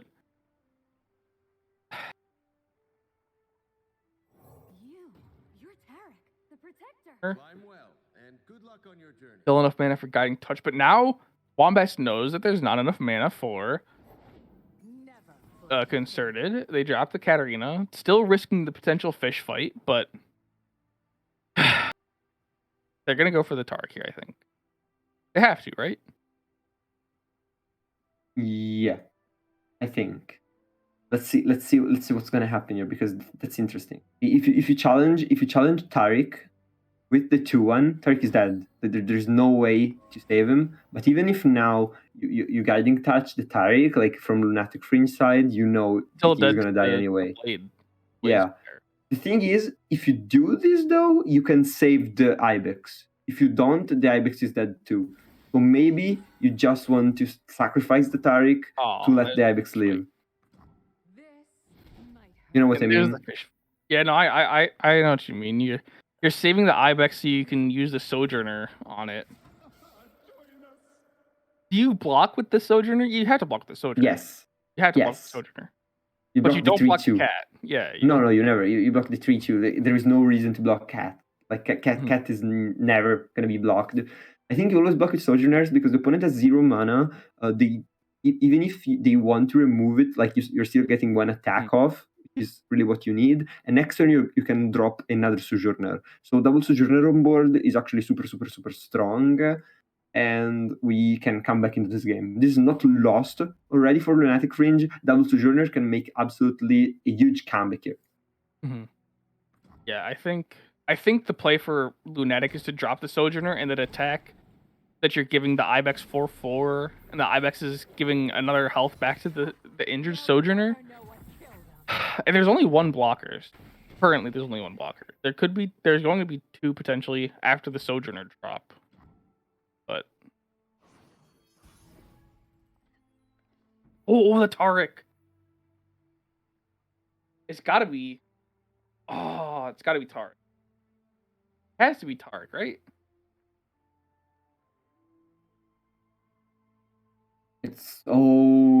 I don't know. I think it's gonna be Sojourner. Oh, instead, Taric, as you mentioned. Interesting, because you can... Okay. This made sense if we were thinking, okay, the Sojourner is going to stay alive. Unfortunately, Broken Wombats have a Flock at their disposal, and that's gonna be that's gonna feel super bad for Fnatic Fringe. That being said, Taric has to come down because there is no way you don't play Taric at this point. Like you completely forfeited your Sojourner turn for Taric. And so now you're gonna actually be able to get a pretty good attack in, and even potentially a cat kill. This could be a cat kill. Now you, if you they misplayed. They misplayed. Yeah, they misplayed. Yeah. You tough. I cannot believe it. You tough the Broadwing. It doesn't take. Why? You tough the Broad. Wait. You tough the Broad. What? I was about to say you can't play. I was about to say you can't play Katarina here no matter what, because you play the Katarina and it gets challenged by the Broadwing. You don't play Katarina. Like, hear me out. This way, you can summon Katarina with the Eternal Dancers and do the combo.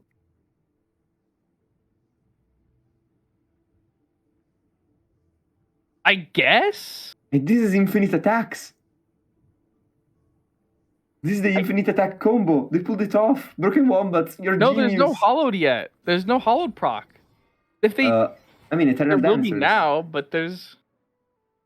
But the Eternal Dancers only summons what's the strongest unit that it like equal to its power. And if there's no hollowed proc, the Eternal Dancers is 3/6, and Katarina is a 4/3.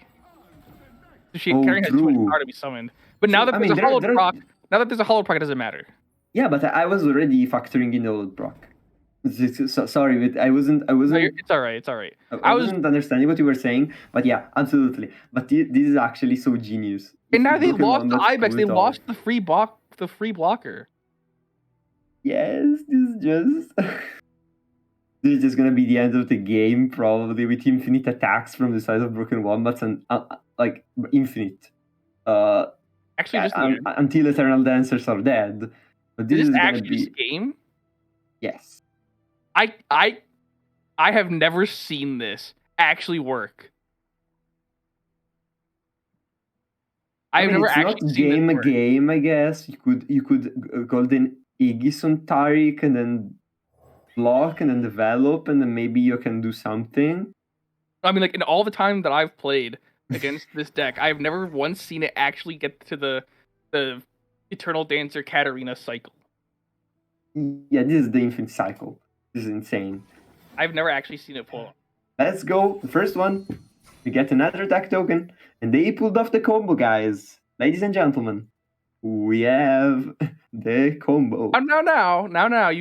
You block with the Taric, and then you Golden Aegis block with the Taric again. And that's 2 attacks that you're okay, allowed. But you die. That's probably. True. Well, no, you have to sacrifice the Broadwing as well. Yeah. So I don't know how. I mean, you can come back probably after that if you really do it. Let's see, because if you block with Taric here. Well, no, there's no way. You can't block with Taric. Yeah, because you're always dead. There's no way. There's nothing because if you block with Taric here, it gets Blades Edged, and you can't kill the Eternal Dancer the next turn.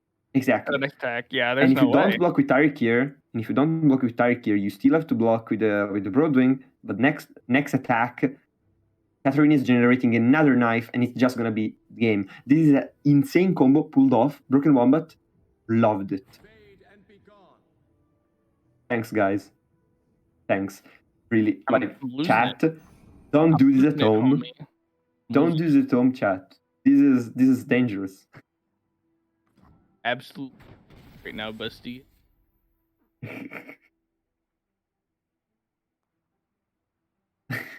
They have to play Sojourner, right?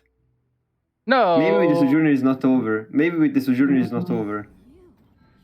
Yeah, actually, that's probably the only way it's not over. The Sojourner, with this, it's not over, but Quick Attack, even now Eternal Dance. No. Now it's over. Yeah, now it's over forever. You can't kill the Eternal Dancer. Yeah, it's over forever.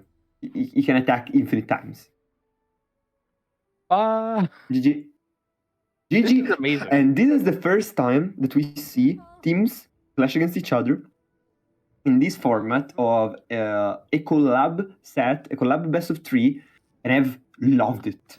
I've absolutely loved it. And Broken Wombats, if you can pull this off once, I want to see more. I want to see more. Absolute stomp of this Poppy Taric deck from the side of Broken Wombats. There is no way to counter it. There was no way to counter it. There was no way to stop it. And Eternal Dancers with the Eternal Cycle stomp the Nexus of Lunatic Fringe once and for all.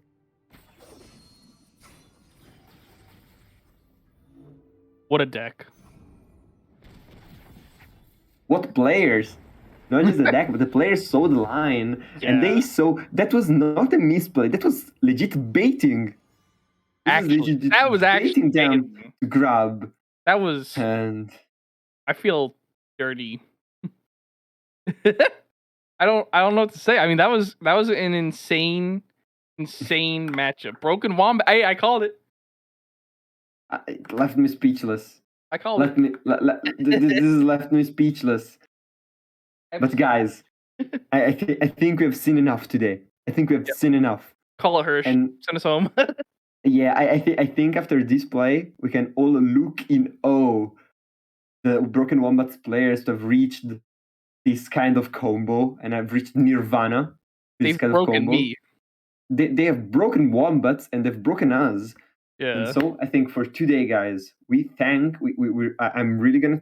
This is the first day. This is the first day of this new season of Aegis. So I'm gonna thank Hirsch for being such an amazing producer behind the scenes. I'm gonna thank you, Dom, for casting with me and being with me for all these hours.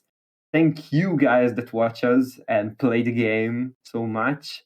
And thanks to the players because they've given us such a spectacle. And of course, for the higher ups, thanks to Red, to being the boss that controls all of us, and Benjamin to give us that gives us a hand on the spreadsheets. So guys, for today, I think it's everything. If you want to say anything else, Dom, I'm leaving you the. No, I think everything. you covered it all, Zero. Thanks for joining me on the season opener for Aegis Legends of Runeterra Season 2. We've had a bunch of great games, like you mentioned, and there's nothing else to really say. The Wombats have basically won the night, but the Akshan play was still pretty good. But that's it. That's going to be it from us. Like Zero mentioned, thank you everyone for watching. Thank you all the staff of Legends of Runeterra, or Aegis Esports Legends of Runeterra. Thank you to all the players for coming out and giving us these awesome matches. That's going to be it from us. Good night. Right.